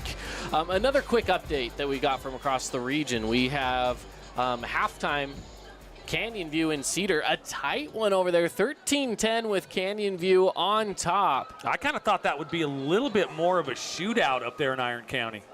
I thought so too. Well, and it kind of is. I mean, it's only a 3-point ball game, but not. Well, I thought it would be like high 28-24 here at halftime. not quite like that. Yeah, 13-10. So yeah, again, just a couple shout-outs. Make sure you stay tuned here for our Johnson Pediatric postgame show coming up here after our game as well.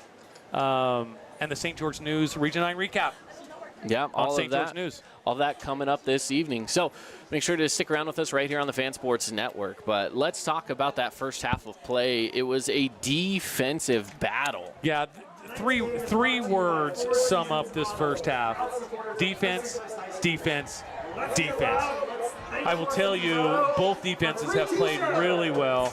Crimson Cliffs, probably a little bit of a nudge on their side because they've created 3 turnovers. Now, the flip side of that, Caden, is they have created three turnovers, but only have 7 points on the board to show it for it. So a little bit better job for the offense, taking advantage of those turnovers that the defense is causing.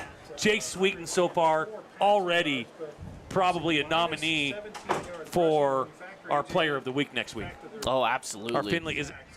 Our Finley Subaru Player of the Week. Subaru Player of the Week. So Jay Sweeten already getting his name in on that. Oh, and he's already a major contender tonight for our Hearst Ace Hardware Player of the Game. I mean, he's well on his way. Not to mention the big defensive plays as well. So when we wrap up the show and we are giving out those awards, I assume Jay Sweeten's name is going to be mentioned a few times. And I would love to be able to nominate, and maybe I can, I don't know. Yeah, I would not? also love to nominate the front line, the front 7 of this Mustang defense. They have really kept the Red Devils' run game in check, and that was one of our Team D keys to the game, was keep this running game in check. They have done a great job doing that. Just a couple of runs that the Red Devils have had that have been, 10-plus yards. So, and 0 points on the board. That's the most important statistic, is that the Mustangs have kept the Red Devils out of the end zone. Yeah, that's exactly right. Making sure that they stay in a position where they're not going to be putting too much pressure out there, right? Yeah. They're keeping them away from the end zone. They're not even making them get close. I mean, they've really kept them in their own territory. They're not getting into Mustang territory too much on that side of the ball, which has been really good for them. Now, one thing I'm curious about, and maybe I'll poke my head into the Springville coach's press box over here, but just curious about Easton Condi, why he is not kind of running things on the offensive side of the ball. Certainly not to take anything away from Lisiate Valetti. He's doing a great job. But, Easton Condi, we really haven't seen him since the first possessions of the game, the first possession they had. Yeah, just about. I mean, and I don't even know if he was out there for that. We might have just misread and assumed he was going to be out there. But he has been the guy that's been getting the reps for the most part. And maybe they just realized that they wanted someone who could do a little bit more with their feet. And really, that's why they have Lisiate Valetti out there right now in the quarterback position. He's just a sophomore, so he might not have the arm strength to make those passes. Again, he's thrown a few interceptions. It looks like he has the arm strength to me, but this is a high-run defense. Yeah, and sure, in the arm strength, I guess, maybe isn't necessarily it, but the arm strength paired with the accuracy. Sometimes putting those two parts of the game together can be tough because, again, he has thrown a couple of picks. He's thrown a few good passes, too. I'll give him that, but the kid's quick on his feet. That's why they have him there. He's so good on his feet, and there's been a few times the pressure comes, he eludes it, he slips it, and that's what you want from a quarterback, especially a young sophomore quarterback. There's definitely a major upside to this kid. Yeah, I agree right there. No question about it. Lisiate Valetti. That Valetti household. Now, I don't know if these guys are cousins, if they're brothers. I'm not sure. I would assume that they're cousins because they have so 3 many sophomores and 2 seniors. But, it kind of reminds me of the Sewell family back in the day at Desert Hills. There were so many of them, and they were cousins and brothers. And looks like the Valettis kind of do the same thing for Springville. But, yeah, what a talented family. My goodness. Oh, absolutely. Absolutely. And much like the Sewell family, hey, maybe in 5 to 10 years from now, we're going to be calling that name in the NFL. Maybe we won't be, but we'll be seeing that name called, right? That's what they would definitely be looking forward to. And they have some major talent with the Valetti name. So if we say Valetti, I can't say to assume which one it is because, again, there's 5 of them out there. But Tavita Valetti at the running back position has just been killing it. Yeah, and, looking forward here to the second half, we've just got about 1:50 to go. Mustangs will receive the ball. They'll have the ball coming out at halftime. Let's see if they can march down, put 7 on the board, really make this Springville offense maybe go out of character in the fourth quarter. If they can get a 14-0, 17-0 lead at the end of 3 and make this Springville offense have to pass the ball predominantly as opposed to run, pass, run. They are a run 80% of the time. So we'll see if the Mustangs can go down and score and make this Springville offense maybe do something out of character for them and pass the ball more. Absolutely. Let's step aside. We'll take a break. When we come back, it's the second half of action here on the Fan Sports Network as the teams are now just leaving the locker room. They'll give them 3 minutes to get warmed back up and ready to play. But we will step aside and be back right after this here on the Fan Sports Network. Hey, it's Sheldon Demke. Check out the latest episode of What's on the Menu, a behind-the-scenes tour of local restaurants. We'll see some of their favorite dishes and get an inside look on how these dishes are prepared. Check out this week's episode at stgeorgenews.com and click the shows on the menu tab. As a local business owner, it's important to get the word out about your business. More people equals more revenue for you. Get your business in front of over 160,000 people in southern Utah each week with St. George News. Contact St. George News today.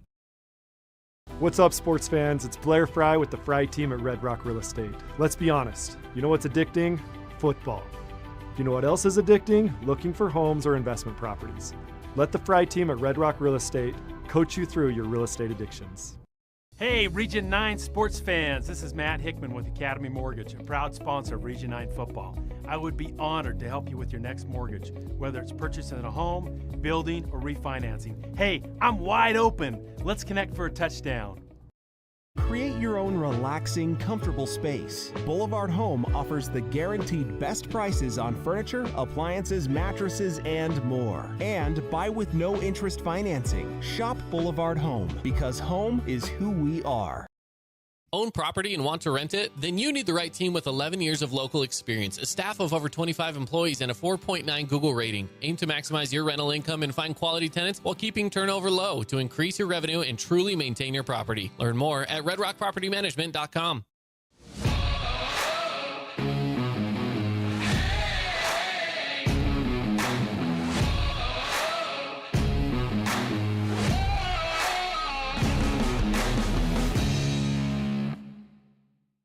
Hey, Region 9 sports fans. This is Matt Hickman with Academy Mortgage, a proud sponsor of Region 9 football. I would be honored to help you with your next mortgage, whether it's purchasing a home, building, or refinancing. Hey, I'm wide open. Let's connect for a touchdown. Asphalt. It's not something we think about much except when it's in bad shape. At Holbrook Asphalt, we help cities, HOAs, and businesses avoid replacing painfully expensive roads and parking lots. To avoid the cost of replacing asphalt, you must effectively preserve it while it's still in good condition. University research has shown Holbrook Asphalt's HA5 slows asphalt aging by 67%. We make your pavement assets last longer, cost less to own, all while achieving higher property values. Visit holbrookasphalt.com to discover more. Welcome back in, everybody, to the Boulevard Home Game of the Week as we are just about ready to get set with the second half of action here from Crimson Cliffs High School. It's Caden Formaster with you on the broadcast alongside Mark Musgrave. The voice you know. We appreciate you here tonight, whether you're watching in favor of Crimson Cliffs, in favor of Springville. Either way, we appreciate you being here on the broadcast with us tonight. And again, other games being broadcast right now on the fansportsnetwork.com with Snow Canyon taking on Green Valley. And we also have across town Pineview and Tooele. So some great games going on tonight across all of southern Utah and across the state of Utah. And Region 9 really showing up tonight. You know, most of the teams are playing well and with leads right now. Desert Hill's already winning today, so Region 9 already has a W or a win in that column. So here we go. And we've got a couple other Region 9 teams that are leading, and this is one of them. Crimson up 7-0, receiving the ball here in the second half. See if they can march down and put some points on the board. Absolutely. So this is the first time they will have received a kickoff tonight, of course, with the 7-0 score on the board. They've had a few punts returned, but back to return is Ty West, and who else do we have back there, Mark? Can you tell me a number over there? You know what? I didn't see. It's 14. Okay, there we go. Coming out there is actually number 1, Jay Sweeten, or number 7, excuse me. Oh, yeah, Casey Garcia Casey. Yeah, Caden Garcia Casey out there on the return. First time we've called his name today, and it's for the positive because he takes it out to about the 34-yard line, where it'll be 1st and 10 Mustangs. Good return. So pretty good field position to start out again at the 34. Trips to the far side, and Barbin will set up in the gun. Snap is away. Oh, handoff was to the wrong side. He's got to keep it himself, and he'll spin down at the 30-yard line for a loss of 4. Yeah, a broken play there by the Mustangs. Not quite on the same page here. If you look at him, he's holding, uh-oh. That's when he goes, uh-oh. Has to roll down and try to avoid the sack. He didn't want to take the hard hit, just take the knee. So it'll be 2nd down and 14 to go.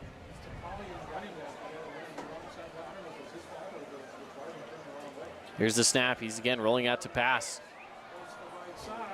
Does he get his receiver there? Incomplete to Alofapo. Yeah, kind of short-armed it. Bounced a little before Alofapo.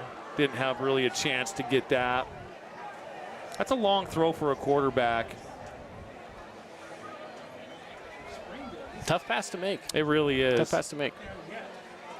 When you're thrown to the outside sidelines, it is a longer throw than a lot of people think it is, and Barbin just didn't quite put enough into it. Yeah, long 3rd down here, so this isn't the 3rd down that the Mustangs wanted. Let's see if they can convert here. They converted a couple of big 3rd downs in the first half. Let's see if they can do it again here. Yeah, they're going 5 receivers, 3 on the near, 2 on the far. Quick pass out, and it is received over there by Mason Topalian for a big gain for the Mustangs. Yeah, they've done that a few times today. We'll take a look here on the Holbrook Asphalt replay. Barbin floats it up there nicely. Nice adjustment by Topalian and brings down. That's a big 3rd down catch for the Mustangs. Gives us another 1st down, brought to you by Red Rock Real Estate. Now into Springville territory again tonight. Snap is away. It's a handoff up the middle to Palian with some room to run. Slips past a few different defenders, and it's enough for a 1st down again. Great run there by the Mustang running back. You can see, boom, he hits that hole hard on the Holbrook Asphalt replay, and then he gets about 10 yards after contact, so good running. And snap is away as Barbin rolls forward through the middle when he had nowhere to go. He just took off going forward. Gets back to the original line of scrimmage, so it'll be 2nd and 10. Yeah, Mustangs moving fast on this too.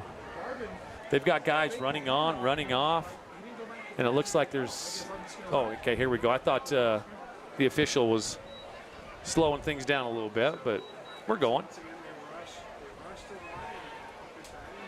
So again, 2nd and 10 here. 3 receivers here on the near side. Snap is away. Barbin looking to pass. Has a Alofapo. Gains about 7. Yeah, one thing that I love about Alofapo, when he catches that ball, he has a quick spin and very powerful, very quick. Watch him over here. Here's the replay, boom, and then he just turns upfield. Well, and nice play. He knows where the defender is too, right? He kind of puts him on his back pocket. Yeah. Here's the snap and a flag. Looks like that's going to be a false start. Yep, and it'll bring it right on back. Anytime it feels like they're close, they bring it right on back.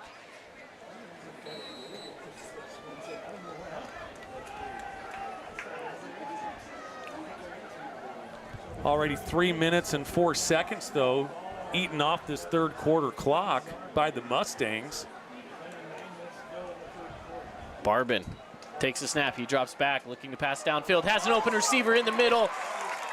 It is Caden Garcia-Casey.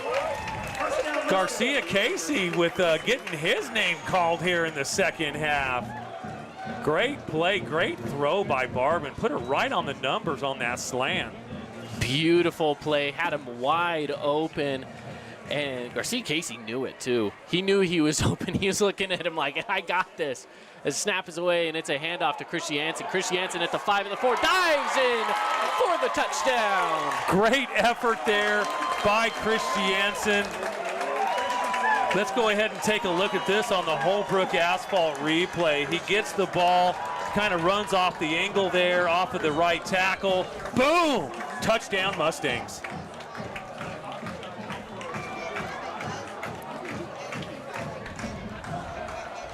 Looking for that State Bank of Southern Utah extra point.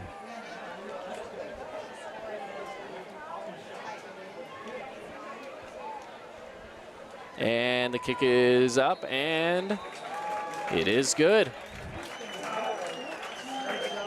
14 on the Wilkinson's House of Lighting scoreboard for Crimson Cliffs Mustangs. We will take a break. When we come back, the Mustangs defense will take the field against that Springville offense. Here on the Fan Sports Network. Check out this week's edition of TGIF on stgeorgenews.com. TGIF is your weekend adventure guide to all the fun and exciting things going on in Southern Utah this weekend. Find this week's edition at stgeorgenews.com and click the shows on the menu tab. Have a blast this weekend. Got a project at work or around the house? Well, think Bucks Ace Hardware. Think Bucks for all the top brands like DeWalt, Milwaukee, and Stihl. Plus, Bucks has the best sporting goods department. You've got to see their gun department. It's stocked with a great selection of guns and ammo and accessories. 2 locations at the Dino Crossing in St. George or State Street in Hurricane. McCord Chris Jansen on the touchdown run there for the Mustangs. Put them up 14-0 over the Red Devils of Springville. Yeah, that's a big drive for the Mustangs to go down there, put points on the board.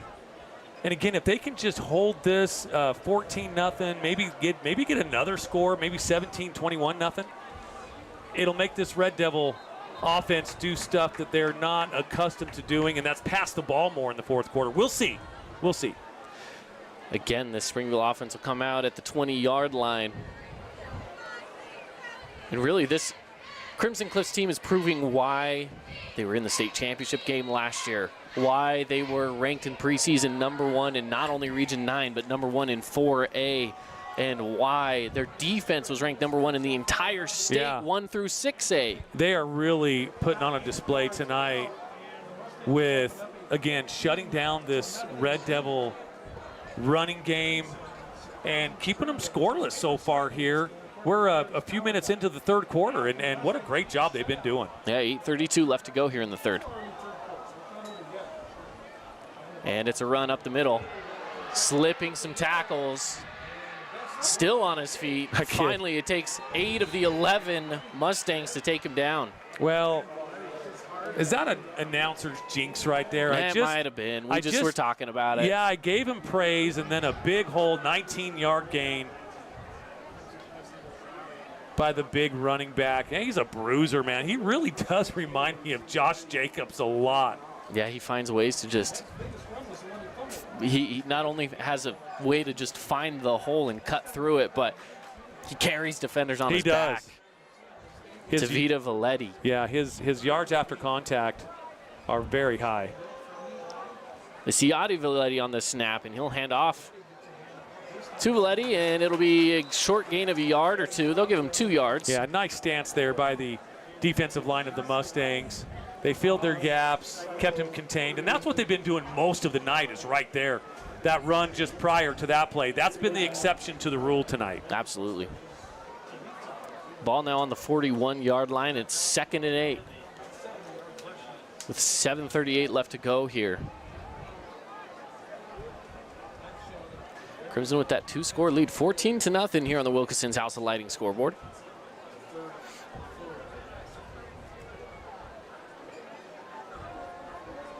Letty snap is away and wrapped up, finally taken down after a grab at the feet at the 45. By the way, it's now Easton Condi out at quarterback for Springville instead of Valetti. Yeah, I just noticed that. I think about the same time you did, Caden. You rolled out and I saw the big old number 5 on his back and noticed. But again, hey, you got to go with what's working. And the young sophomore wasn't working. They didn't score in the first half. Yeah, and the 2 picks did not help his cause at all either. At all. Condi has that more of a quarterback look, little bit taller, a little bit lankier. Yeah, Lisiati Valetti is only 5'10". Easton Condi is 6 feet tall. Heroes out, handoff. Valetti's going to be wrapped up and pulled backwards.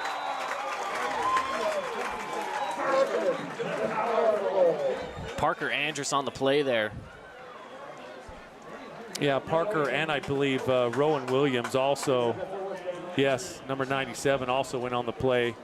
Those two have teamed up on a lot of tackles today. Yeah, check it out here on the Holbrook Asphalt replay where they grab him, and that was big defensive stance there. I think that was Scott Nyson actually that I was looking at that grabbed him and was able to just pull him right on back. 4th down here, Caden, for the Mustangs. Yeah, they're going to punt this one away. On a 4th and 3. And it's in the air. It'll bounce and roll. Picked up. Christiansen still on his feet, but gets it out to the 36-yard line. Yeah, McCord Christiansen with a nice return. Taking it out to what, the 36-yard line looks like where they're going to mark it. So, hey, he got it down there at the 15, so a pretty solid gain of 20 yards or so, 21. Yeah, no, nice return for the special teams of the Mustangs. Now, Steele Barman back on the field. Hey, march down, put another 7 on the board. Yeah, you just did it to start this second half. Do it again. Got a little conversation here. Officials talking if they're going to go to Taco Bell after the game. They've decided that they indeed will go to Taco Bell after the game. They should be a sponsor. I mean, we even talked about them on the show today. We talked about it on the show today. From the bleachers, 4-6. Snap is away. He's going to pass over the middle. Wide open. Alofapo at the 35, the 30. He's at the 20. Still on his feet at the 5 and in for the touchdown. Malachi Alofapo taking it to the house. What a play. Barban got that out of his hands so quick on that quick slant. Alofapo catches it and then takes it and just turns on the burners. Wow. A 64-yard touchdown pass to Malachi Alofapo. And Crimson Cliffs again getting on the board here in the second half of play. Extra point is up, and it is good, making it 21-0. Crimson Cliffs on top again here in the second half. We're going to step aside here when we come back. More action from Crimson Cliffs High School here on the Fan Sports Network.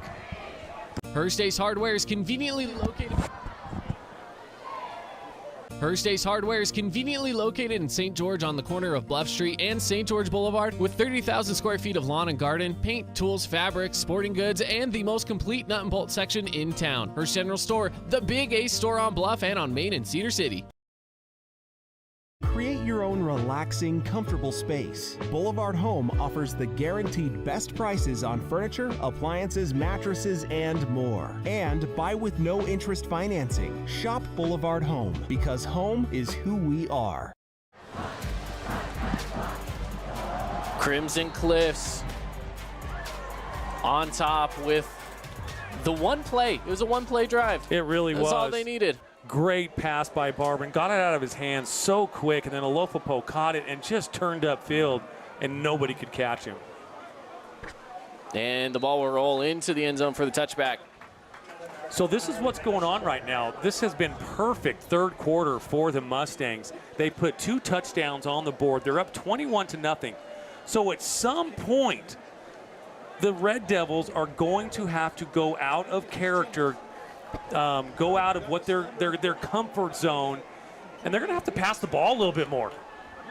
Yeah, they are. They have to do something because the run game just isn't working for them, and that's really all they're doing is the run game. Yeah, and they're 3 scores down now. Yeah, you have to change it up. Again, we looked at our keys to the game, and one of those keys for Springville was go with what's working on offense. But right now, the run game's just not working on offense. You have to change something. Back in the eye. Condi takes a snap. He'll pitch it back to Valetti. Valetti to the near side. He'll go out of bounds at about the 21-22. Again, just great pursuit by the Mustang defensive line and linebackers. They just strung that play out all the way to the sideline. Exactly how you're taught to do it. You mentioned it earlier in the game. Use the sideline as your 12th man, right? And that's exactly what they're doing here tonight. Short gain on the play. Looks like they gave him about 1, maybe 2 yards. But again, the Mustangs will take that every single time.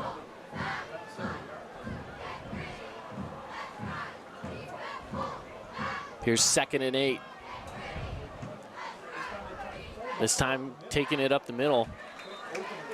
That was a good little trick play there. A little bit of a change of place, yeah, kind of handing them off there to the fullback because they were in the I formation. It wasn't really a trick, but with what they've been doing all night long, right, absolutely. Right, but yeah, nice play there by the defense, though. They only gave him 4 yards on that play, so still a nice play by the Mustang defense, and this is playing into their hands. They're running the Red Devils are running the ball. Time's ticking off this third quarter clock. Mustangs are still up 3 scores. This is a perfect scenario if you're a part of the herd. They go in the gun this time. Low snap ball on the ground, and it's Valetti that's in quarterback. The young sophomore losing it on 3rd down. It's going to be a 4th and long.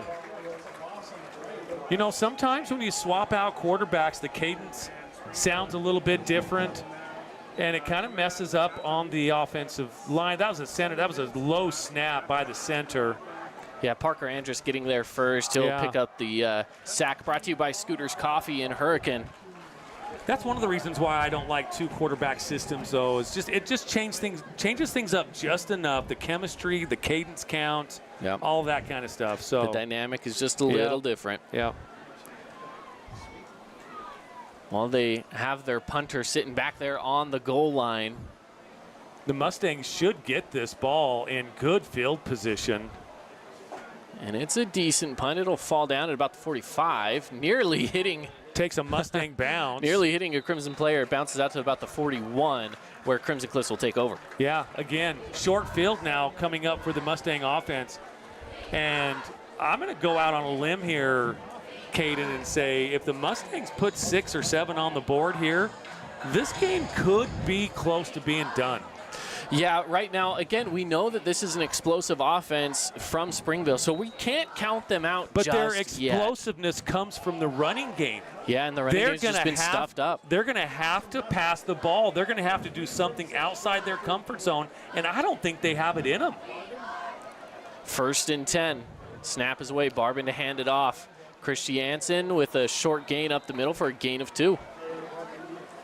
And again, they should run this clock down to the 4th quarter probably. I don't think the Mustangs are going to be in any kind of a hurry. The clock is now one of their best friends. And it helps having a 2 running back setup here with McCord Christiansen and with Mason Topalian, because now if you really want to, you can kind of rotate through the 2 guys. Right now it's still McCord Christiansen out there, but knowing that you have both of those backs is fantastic as they go for the pass across the middle to Peterson. Peterson takes a shot at the 10-yard line, but not before he gains the 1st down and into the Cache Valley Bank red zone. Hold on a second. Looks like there's a penalty back here. Oh, there might be. And are they bringing it back? I believe they will. But what a great pass by Barbin. Great catch. Oh, my goodness. Everything was so on the money. This is usually in the holding area. Yep. It is going to go against the offense as a hold. Shoot. What a play by the Mustangs, man. A 30-yard gain ends up in a loss of 10. Shoot, I would run the same play again. Man. Just like on that Johnny Manziel documentary, right at the very beginning, he calls I forgot what they called it, like a 2-trap or something like that. Tin trap. Yeah. Is what they called it. And then they got it called back, and they called the same play. This time dumps it off with a screen to Christiansen. Christiansen with a gain of only a couple yards. That was a fantastic documentary. It was a good doc, no question about it. Johnny Manziel on Netflix. That was a fun one. It really was. It was a good one. Clock still ticking, though. 2:25 to go here in the third quarter. Yep. Third down. A lot of yards left to go here. Barban not in a hurry. Again, the clock is their friend right now. Yep, 3rd and 16. The snap is away. Barban rolling out to the near side. Looking. Dumps it away. Oh, and it's somehow caught. There's a flag. What? There's a late hit on Barban. So we've got a foul here, a flag at the 50-yard line. We got a flag down at about the 35-yard line. Let's check the replay here. Is it a late hit on the quarterback? Well, Barban rolls out. He dumps it off. Yeah. Yes, it was a late hit. It tips up. It was intended for McCord Christiansen, and somehow it ends up in the other receiver's hands. I think both of these fouls are going to be on. I think they both go against Springville, right? Yeah, I really do. Let's see what the Whitecap has to say, but they've already placed the ball at the spot where the catch was made at the 35, which would make it a 4th and 4, but obviously with the penalties, it's going to change some things. Personal foul, roughing the passer, so that'll give them the first down anyways. And then after the play, a personal foul. That'll give them a half of the distance to the goal. Yeah. So they'll tack on 2 penalties in a row. And that's that swing that they needed, right? The 40-yard swing they had in reverse now ends up back to where they kind of were in the first place at that 10-yard line after the Peterson catch. Yeah, Springville definitely have made mental mistakes with those personal fouls. These aren't the first 2 of the game. Yeah. They have, the Mustangs have benefited from a couple of aggressive late calls, late hits by the Red Devils. So, again, credit to the Mustangs. That puts them inside the Cache Valley Bank red zone down to the 10-yard line. So it will be 1st and goal from the 10. And this Mustang offense has really been rolling here in the second half. 1:54 left to play here in the third. The snap is away. Right up the middle, has a guy wide open. Boston Adamson, he stretches forward. They have yet to call touchdown. Are they going to say he was short? He's going to be just short. I think they might conference about it. I had it with my eyeball. I had him just a little bit short. Let's see if we got on the replay. I just missed it there. But he's right there. It will be. So it will be 2nd down at the 1. Kind of the half. I kind of got lucky. I had the play right in my binoculars, and from my eye, it looked like he was just a little bit short. I think that's a really good call by the officials. Well, they'll definitely be looking at McCord Christiansen here to potentially be the one to punch it in. And they do hand off to Christiansen as he dives forward. Is it enough for the touchdown? Not yet. And there's the call, the signal for the touchdown. McCord Christiansen. We've got a Mustang down, and some of the players are calling the coaching staff to come out. Let's see. Oh, he's back up. That's number 76, Connell Barton. Here's the play again on the Holbrook Asphalt replay. And again, he dives forward. Yeah, he's right there. Oh, and you can see right here that he was reaching down for that leg. He had some pressure on it from. And was that Christiansen that ran that in? That was McCord. Yep, McCord Christiansen. Yep. Extra point here. Ty Ottenshot looking for that State Bank of Southern Utah extra point. It is up, and it is good. We're now the score 28-0, where the Mustangs are just taking it to the Red Devils. We'll step aside. Be back right after this message. We give you the green light. 4 Seasons Auto Sales. Hook you up with some wheels. Drive on out of here. We give you the green light. Buy here, pay here. You can apply online. Now it's time to ride.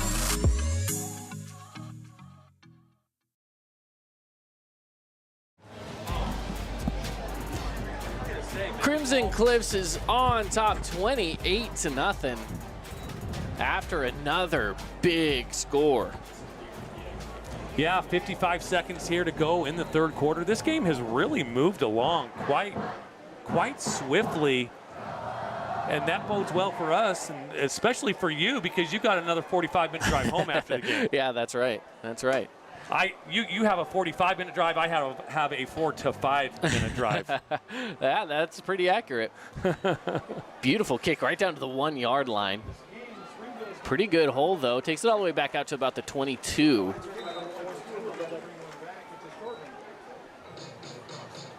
Here, this Mustang defense comes back out on the field. They have been and an injured player is down. They have been superb tonight. This Mustang defense. Not exactly sure what happened, but they do have a lot of guys around him. And I can't tell who that is, who the player is, but he's holding his helmet. Well, hopefully it's just a cramp. They're going to give him some water. And it looks like they are stretching out that leg. Yeah, they're stretching out that leg. It's got to be cramped. Well, and for those of you sitting in the comfort of air conditioning, it is a 93-degree ball game out here right now. So it's still warm even with the sun down. It's definitely a warm night here in southern Utah. A very warm and calm night as far as a breeze goes. The American flag out there on the northeast corner not moving at all, so it's a very stale, hot day right now in St. George or Washington City where we are. Yeah, and just an update on that Ridgeline Stansbury game. Ridgeline wins that game 28-27. They blocked a extra point. Well, that's a good game then, huh? So I'm thinking that game is complete. Yeah. And don't forget, Desert Hills won earlier today. We have Snow Canyon up 35-7 right now. Tank Kelly with 5 total touchdowns, 4 of them passing, 1 of them rushing in. Yikes. You also have Pineview up 38-7. They're blowing it out right now. This is just a night of blowouts in southern Utah. There's going to be a lot of Findlay Subaru players of the week that we're going to have to decipher through on Monday. Yeah, I can already tell you right now, you have Tank Kelly on one end. You also had Samaje Thompson, who's been making some big plays out receiver at Snow Canyon. Here you've had Jay Sweeten with 2 interceptions. You got Chris Jansen with a couple of touchdowns. Chris Jansen's got a couple of touchdowns going in. Barbin's looked really good. And as you mentioned, the whole defensive line for the Mustangs is just insane today. Yeah. So overall, I mean, this has been a night that Region 9 will remember as they wrap up Week 3 and their preseason. And as we mentioned on our radio show today on From the Bleachers, it's time for them to go beat up on each other this upcoming week. So I know that a lot of teams are excited to get into playing against the teams in their own region, and that includes Springville. Springville is going to be a really good team in their region. Well, if they can't pass the ball, they're going to struggle. Yeah, and they got to figure out that part of the game, as this is another rush up the middle, wrapped up by Rowan Williams and brought down at the 26-yard line. 27 is where they'll end up spotting it. I mean, this running game is a great tool to have to close out a game, but when you've got to play catch-up, this running game is tough. Yeah. You've got to mix in some pass and be able to try to win that way as well. 2nd and 5 to go here from the 28-yard line.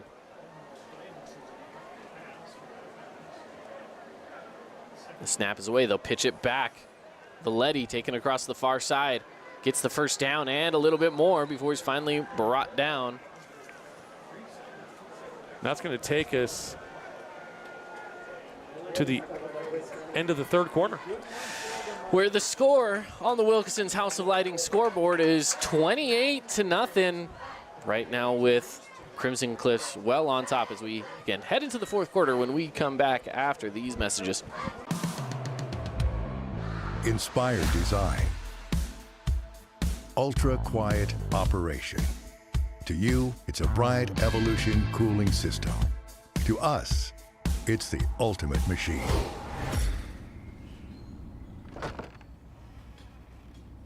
All set. For the dealer nearest you, visit Bryant.com. We love giving back to our community, and over the years, we have provided vehicles for families in need, supported local charities, and helped train our first responders. Dealer Collision, your place for collision repair. Tint World, Automotive Styling Centers of St. George is now open. Join us for monthly barbecues, custom car shows, and get special discounts on window tinting, paint protection film, ceramic coatings, car detailing, audio, and more. Come visit us at our new showroom on 476 East Riverside Drive at Tint World. Start of the fourth quarter here on the Fan Sports Network. It's our game of the week brought to you by Boulevard Home. Check out Boulevard Home for all of your home furnishing needs. Yeah, this game's had a little bit of everything, man. We've had some Jason Baum bombs of the day, or the game.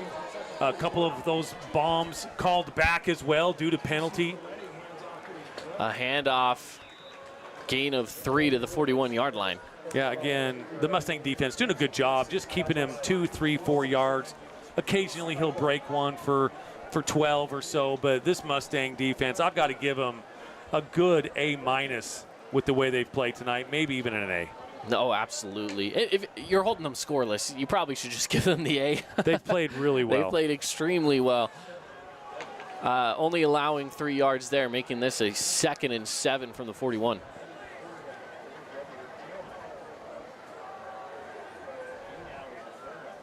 Lisiati Valetti. Oh, he is out, actually. This one's Easton Condi, excuse me. Easton Condi back out in there, our quarterback. Kind of short-armed that one, about a yard short of the intended receiver. It'll bring up 3rd and 7.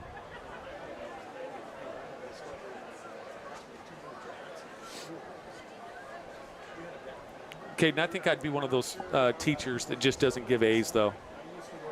The best you could get in my class is an A-. And you'd be the teacher that everyone would hate. I really wouldn't be that teacher. You'd be an A's for everybody kind of teacher. I would be, yeah. You'd be like, I feel bad that you have an A-. I'll just round it up to an A. Now, I'm not a trophy for everybody kind of person, but you're probably right, though. I probably would give out a lot of A's. And snap is away. Condi to pass. Goes outside with it, and the play is made. It will be a first down to the 49. That is a very generous spot on that. He was, if anything, at the line of scrimmage. Let's check out the replay. Right. Maybe. About a half yard. Right. I'm going to give it to him. That was a good placement. My bad. Good thing we have a replay. I know. That's the thing. There was a flag, though. They're seeing it in live action, and they do a better job than me looking at replay. But again, there was a flag on the play. Just have to put the correct time on the clock. Yeah, because they do stop the clock when they move the chains, and that may have been the issue. Yeah, the official had this flag in his hand. I don't know if he actually threw it out or not or what, but looks like the Mustangs are showing blitz. Let's see if they come. They did. They do, but he jumps right over the top of it for a gain of 4.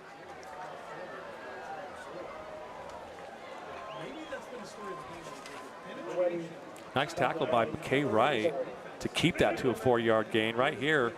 Boom, just wraps up his ankles.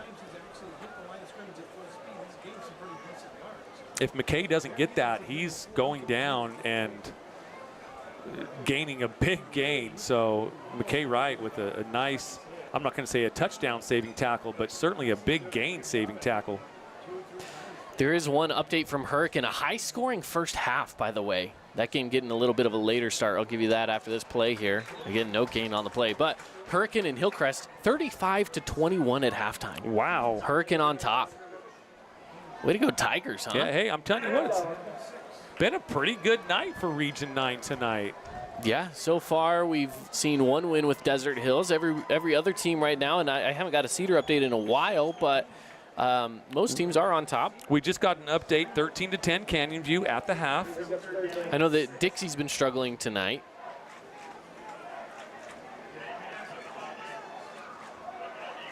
But outside of Dixie, who's struggling a little bit, that Cedar Canyon View game is close. The rest of Region 9's been looking pretty good. There's the snap. It's a handoff right up the middle. And it's enough for a first down and about 4 more.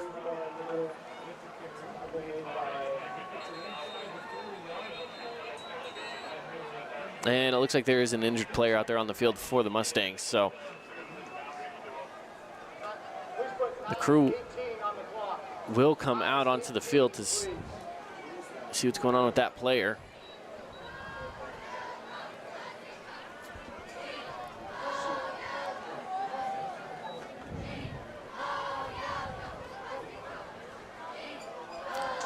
Well, it doesn't look like they're working his legs like it's a cramp. And I wonder if he just got the wind knocked out of him, the way he was sitting there on one knee for a while. Yeah.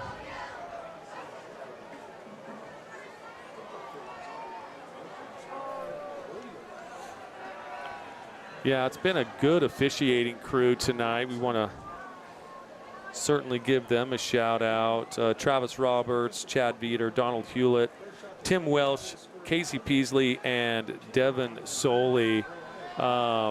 You guys have done great tonight. Like I said, even on that mark where I thought it was a generous spot, we looked at the replay and they were right on. They're right on the money. Yeah, they really were. So we love our officiating crews. You know, sometimes they're people we love to hate, but let's be honest, we love them. We love our crews. I told Peasley when he was up here in the press box, I said, hey, you mess up, I'm going to call you out on the radio. I think they've had a pretty good game. They have had a really good game here tonight.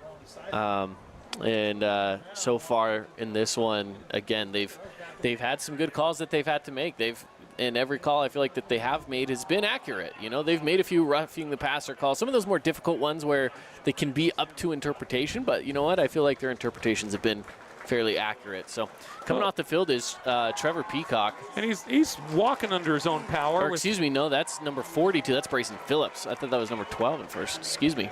With a little bit, he's got the training staff walking alongside of him, kind of holding his arm. But he is walking off on his own power, though. Again, I think he might have just got the wind knocked out of him the way that he was sitting there. And if you've ever, I don't know, have you ever had the wind knocked out of you? It is horrible. Yes, I have. Yes, I have. I had it one time, and I would tell you, you know what? It can take days to feel right again after the wind gets knocked out of you hard enough. Well, you make noises like this. That's exactly right. It's not fun. Well, they will reset here. It's 1st and 10. Again, it's a handoff. And taking it all the way for another gain, another first down. Yeah, Valetti with a nice gain after contact on that one, about an 8-yard gain after contact. So nice run there by Valetti. And we have seen him gain some yards, but I still think that he has been held in check.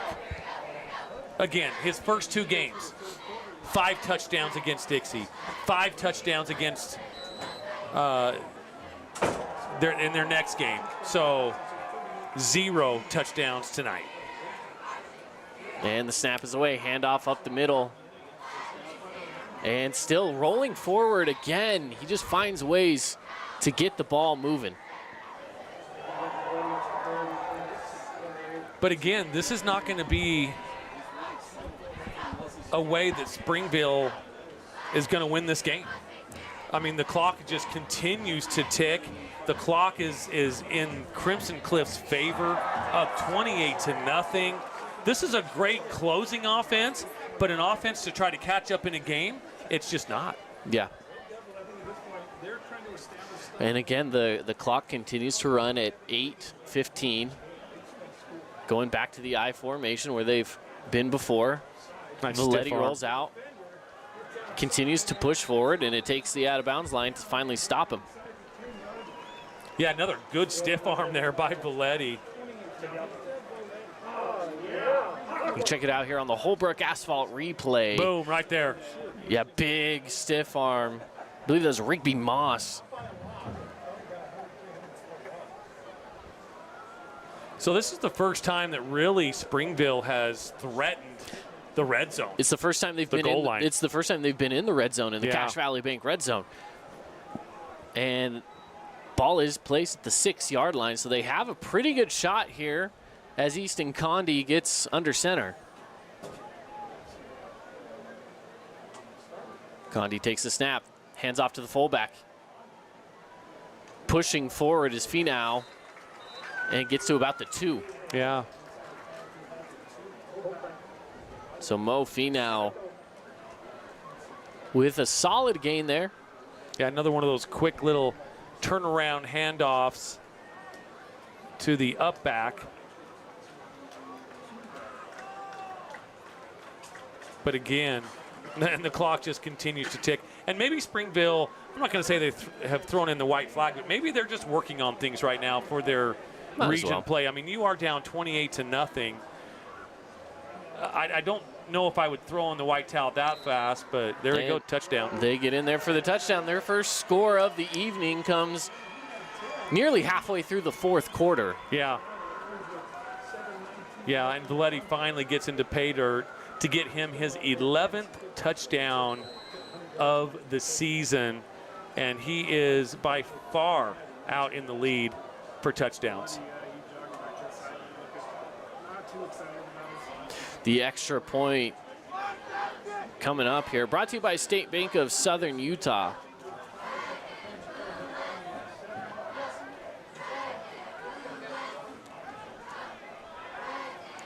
And the snap, extra point is up, and it looks to be true, and it is.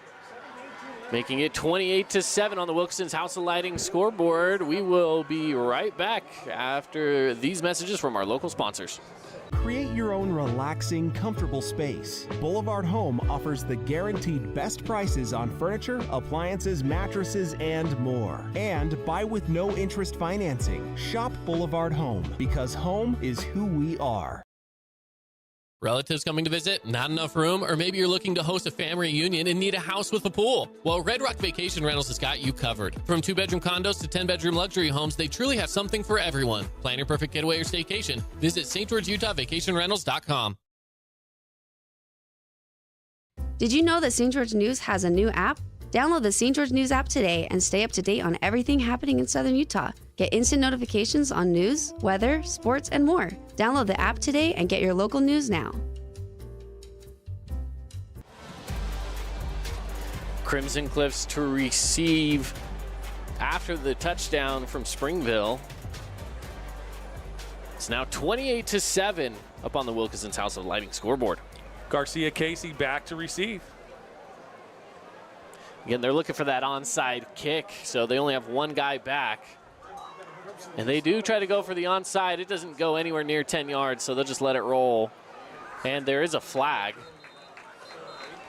Looks like it's probably offsides on the kicking team. The kicking team getting a little anxious to try to get down there and get that and of course, onside kick. With the ball rolling out of bounds on the kickoff, that in itself is a flag. Yeah. So you'll see a couple of yellow cloth out there.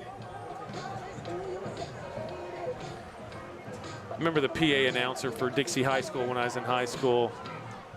He used to call it dirty laundry. There's dirty laundry on the play. A little dirty laundry on the play. Well, if you have, usually most people don't just have yellow cloth in their pockets. Yeah. So if you do have a yellow cloth, there probably is some dirty laundry. Yeah.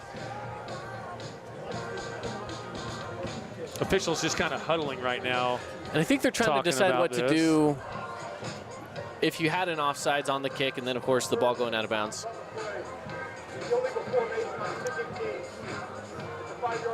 Yeah, illegal illegal formation on the kicking team and 5-yard penalty. Crimson Cliffs ball, short field to go, 44-yard line. So yeah, first down for the Mustangs. That'll start them off at the 44-yard line inside of Red Devil territory.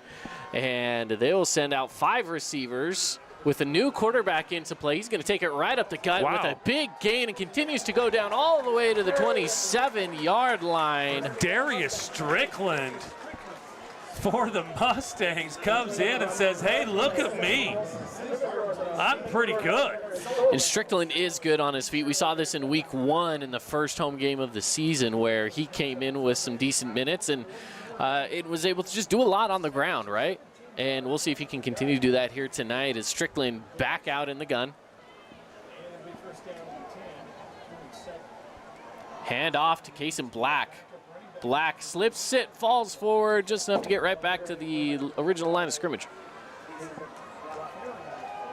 Good play calling by the Mustangs because this is just going to take some time off the clock. And they're just kind of taking their time getting the play call in, moseying back to their positions, and just letting that clock tick.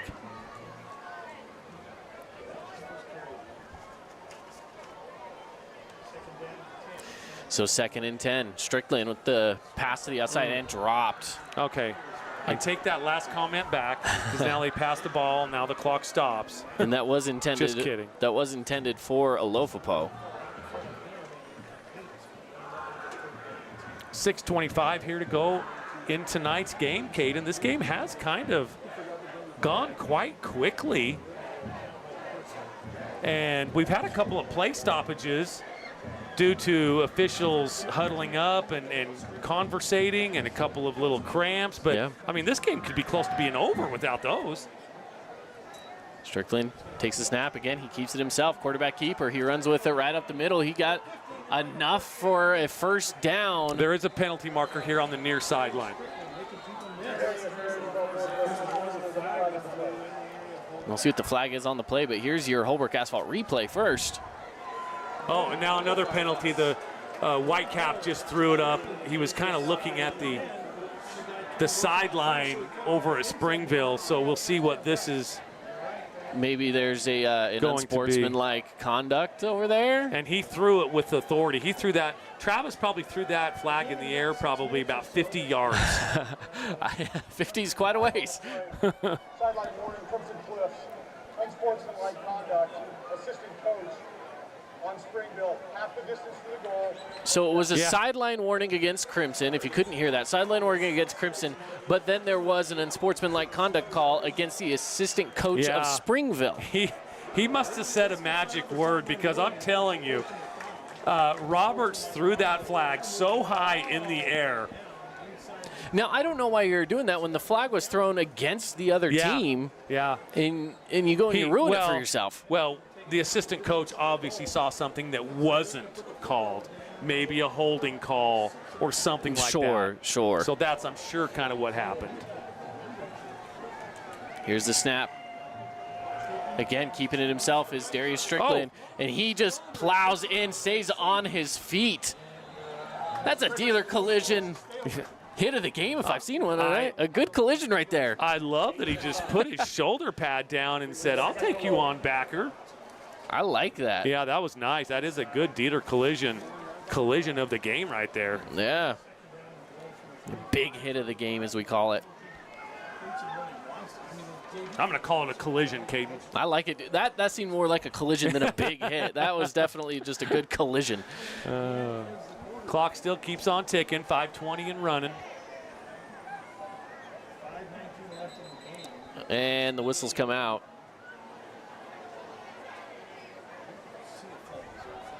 Now this is 2nd and goal from the 3. False start, 58, offense, 5-yard penalty, 2nd down. False start goes against Tayson Wilkerson, the junior offensive lineman. That'll back him up 5. Still be 2nd and goal. But like I said earlier, they don't put time back on the clock.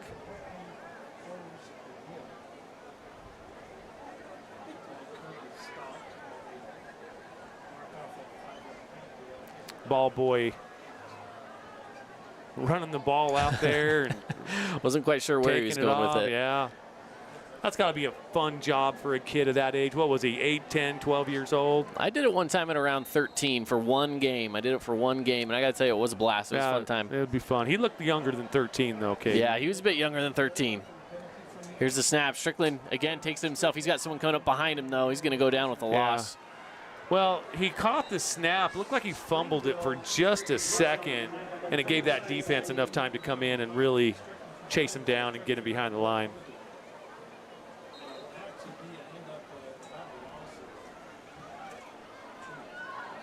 Official timeout here.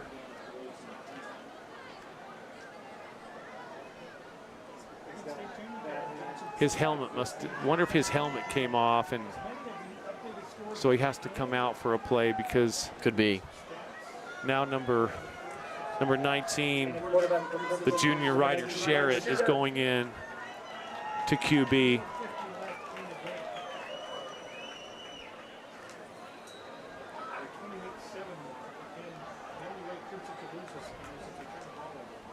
And here's the snap. He's going to come in and throw to the end zone. He wants to go for the touchdown, but it's out of reach. He caught the ball, but he was out of bounds there on the far sideline in the end zone.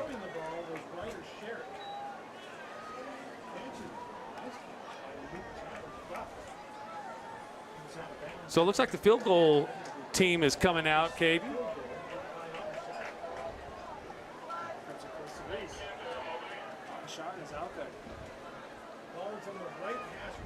Our scoreboard acting a little funky on me. We'll get it back up and running here shortly.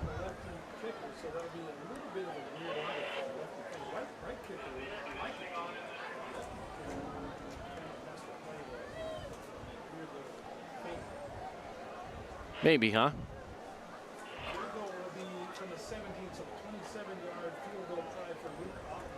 Here we go. Ottenshot has a good leg. Low snap, though. He's rolling out, has to pass it off, and nothing there, so.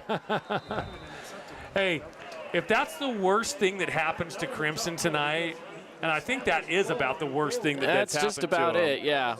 They've done most things right tonight, and they do have a 28-7 lead right now. 4:32 to go here in the game. Yeah, not a bad position to be in here if you are the Mustangs.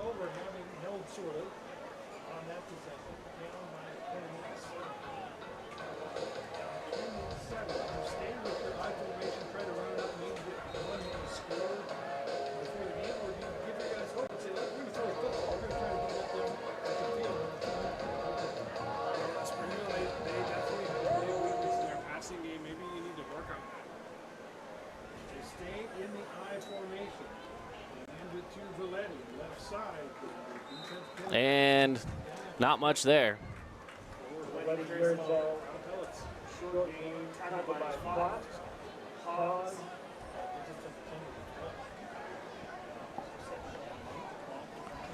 Yeah, again, this running game just isn't the offense, the efficient offense that you want when you're trying to catch up.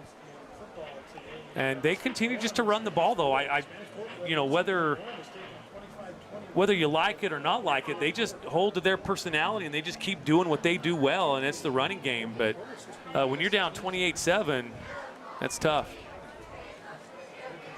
Oh, big hole. Big hole, taking it all the way down to the 31-yard line.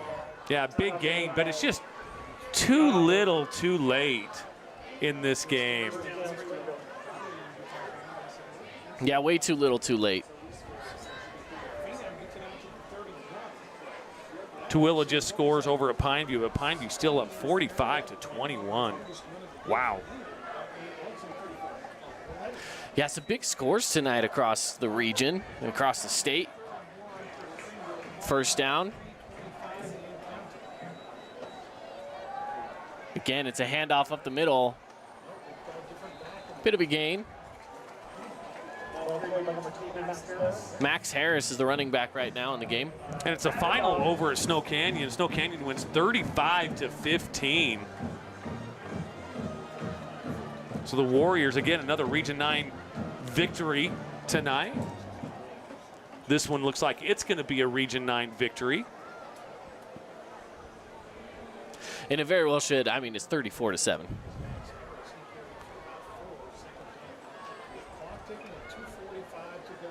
Get that score corrected on our scoreboard there. 2:40 left to play. It's a pitch back. Harris wrapped up and taken down for a gain of 2.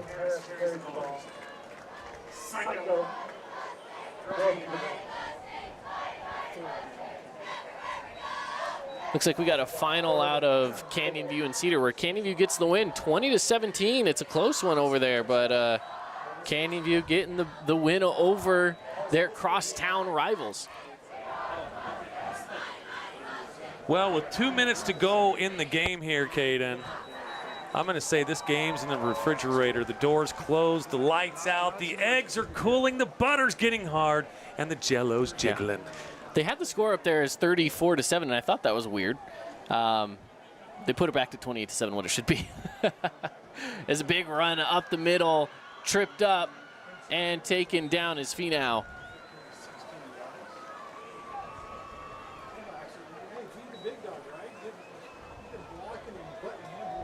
Finau getting it all the way down to the 48-yard line now into Crimson territory.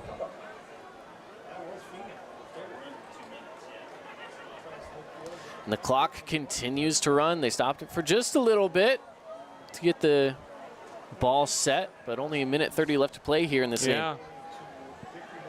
Yeah, it's going to be another victory for the Mustangs and another victory for Region 9. And plenty of Region 9 victories tonight. This one handoff to Harris. Harris finds a hole to break through, and he's wrapped up, taken down after a gain of about 5. Yeah, it started off with the day today up in Rexburg, Idaho, when Desert Hills got the first win of the day for Region 9. And it's gone pretty well so far. We've got a couple of Region 9 teams that didn't light up the scoreboard like we were hoping they would. Looks like Dixie is going to fall to Park City. We haven't had an update on that one for a while, but Park City was up kind of big the last update we did have. Enough time for one more play here. They want to go deep. They want to test out that deep ball, and it is not there. Incomplete.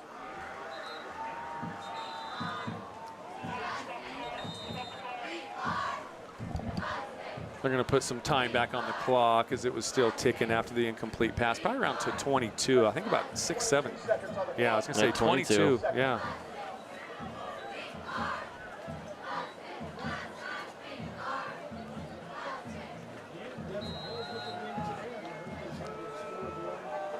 Yeah, with that incomplete pass, they, of course, have to stop the clock there. So 3rd down, going back to the I formation. At the 43-yard line. And it's a handoff again up the middle, enough for a first down.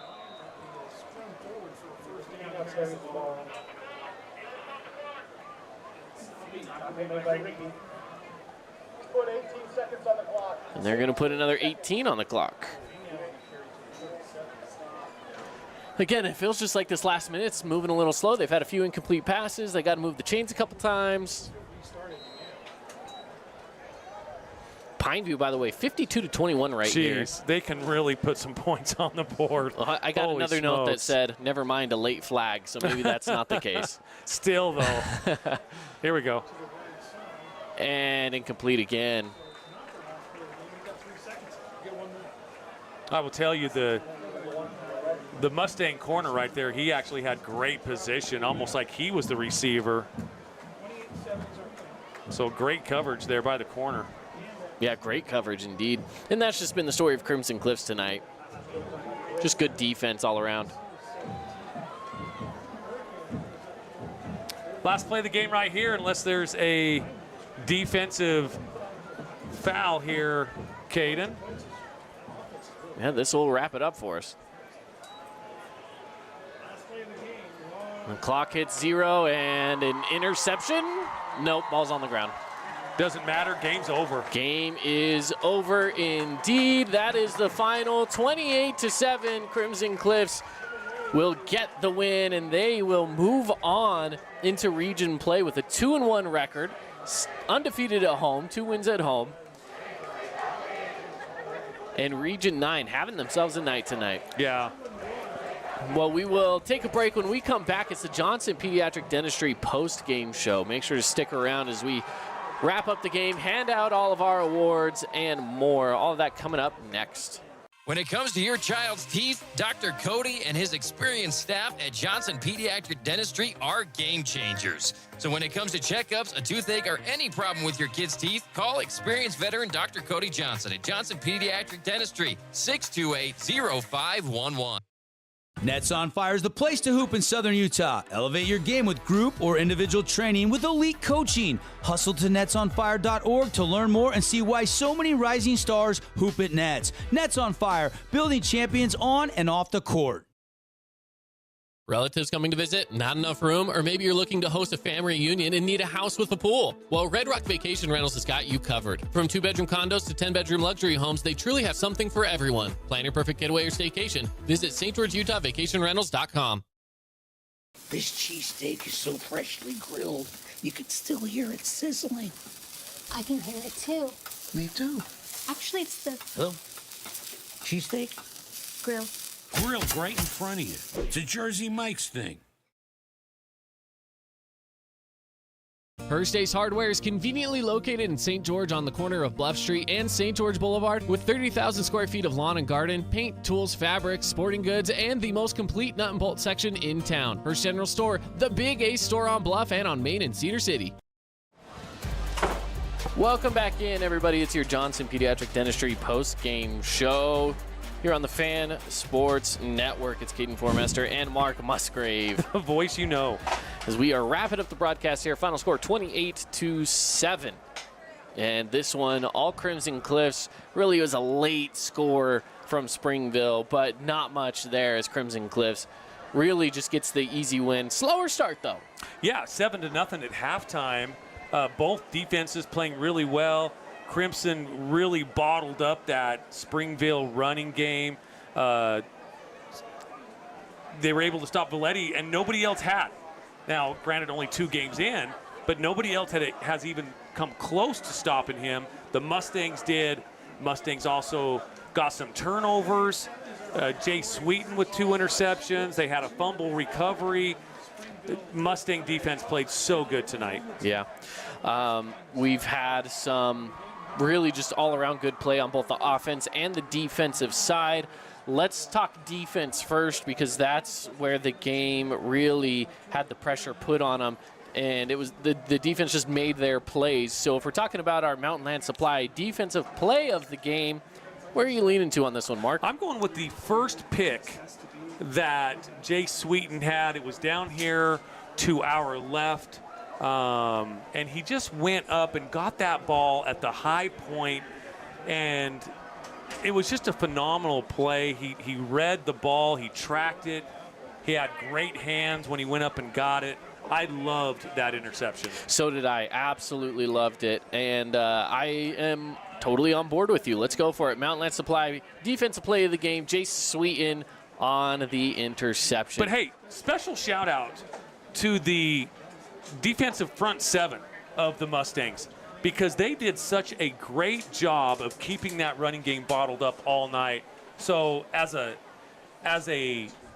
unit, I would love to give that front 7 a shout out because they did great. Absolutely. The AWP playmaker play of the game, for me, this is where I would go. The deep ball to Alofapo for the touchdown. Yeah, the Jason Baum Bay Equity bomb of the game. I can certainly go with you on that one, Caden. Alofapo with a beautiful, beautiful play there, and again, that's going to be our Jason Baum bomb of the game as well. Absolutely. I like the idea of just covering both of those. And a big shout out to AWP. They're the local boys and the playmakers in the appliance industry. At AWP, they have a quality selection and price across the freeway from Bloomington Walmart. You can buy direct and save. Let's talk about the dealer collision big hit of the game. I like the idea with going with Darius Strickland there at the end. And just as a quarterback, you don't see that all that often as someone that decides, you know what, yeah, I'm going to just plow right in here and take the hit. I don't care. Yeah, he really did. He just lowered his shoulder and just ran right into that linebacker, and it was a heck of a collision. Yep, massive one. I like it. And we'll take on now our Hearst Ace Hardware Player of the Game, probably one of our tougher ones to hand out tonight. There are so many great players that could deserve this one tonight. Well, I am personally going to go with I'm going to take the easy way out here, Caden. Okay. I'm going to go with the front seven of the Mustang defensive side of the ball because they played so well all night long, kept that running game bottled up with Rowan Williams, Parker Andrus, and company. They did such a great job. Hey, yeah, shout out to McKay Wright as well. Yeah, McKay Wright. I mean, hey, Steele Barban had a great game. Alofapo had a great game. Boston Adamson had a great game. But I was just so impressed with that front seven of the Mustangs. And McCoy Christiansen, wow. Yeah. He had another great game. I still want to stick on the defensive side here a little bit, and I want to throw out a secondary, if I may, to Jace Sweeten. We already talked about him making the pick, but he made 2 picks. Yeah. He was also kind of the last resort on defense when it came to the running game. If they ever did slip by, Jace was there. He was there to, usually he was kind of the one to push him out of bounds at the tail end. There's a few times he was the one making those tackles. He was in the right place at the right time in so many different situations, whether it's on the pass or on the run. I loved seeing what he brought to it, and very rarely did he really have to come in on the run play because, as you mentioned, that front seven really just took control and did everything they needed to do to control the run game. Yep. So any other mentions here? I know that football, kind of hard to talk about a Jersey Mike's sub of the game. There's so many to choose from. Let's go with Darius Strickland. But let's go with Darius Strickland coming in and taking a couple hits. You know, I like to see that aggression from a young quarterback. Absolutely. So, yeah, let's go Strickland for our Jersey Mike's sub of the game. And real quick, before we wrap it up here on the Johnson Pediatric Dentistry post-game show, there is one update where Tooele blocked a field goal and ran it back 95 yards for a touchdown. Still, Pineview's up on top with 3:31 left, 45-28. Pineview will win that one.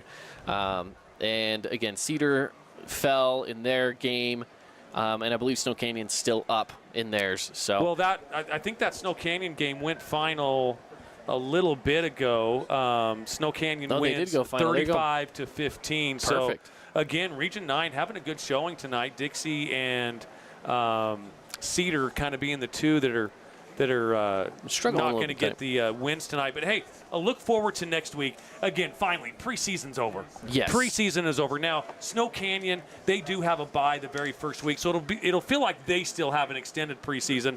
They will play Centennial. Desert Hills will be at Pineview. That's the game that you and I are going to be at. Yep. Desert Hills at Pineview.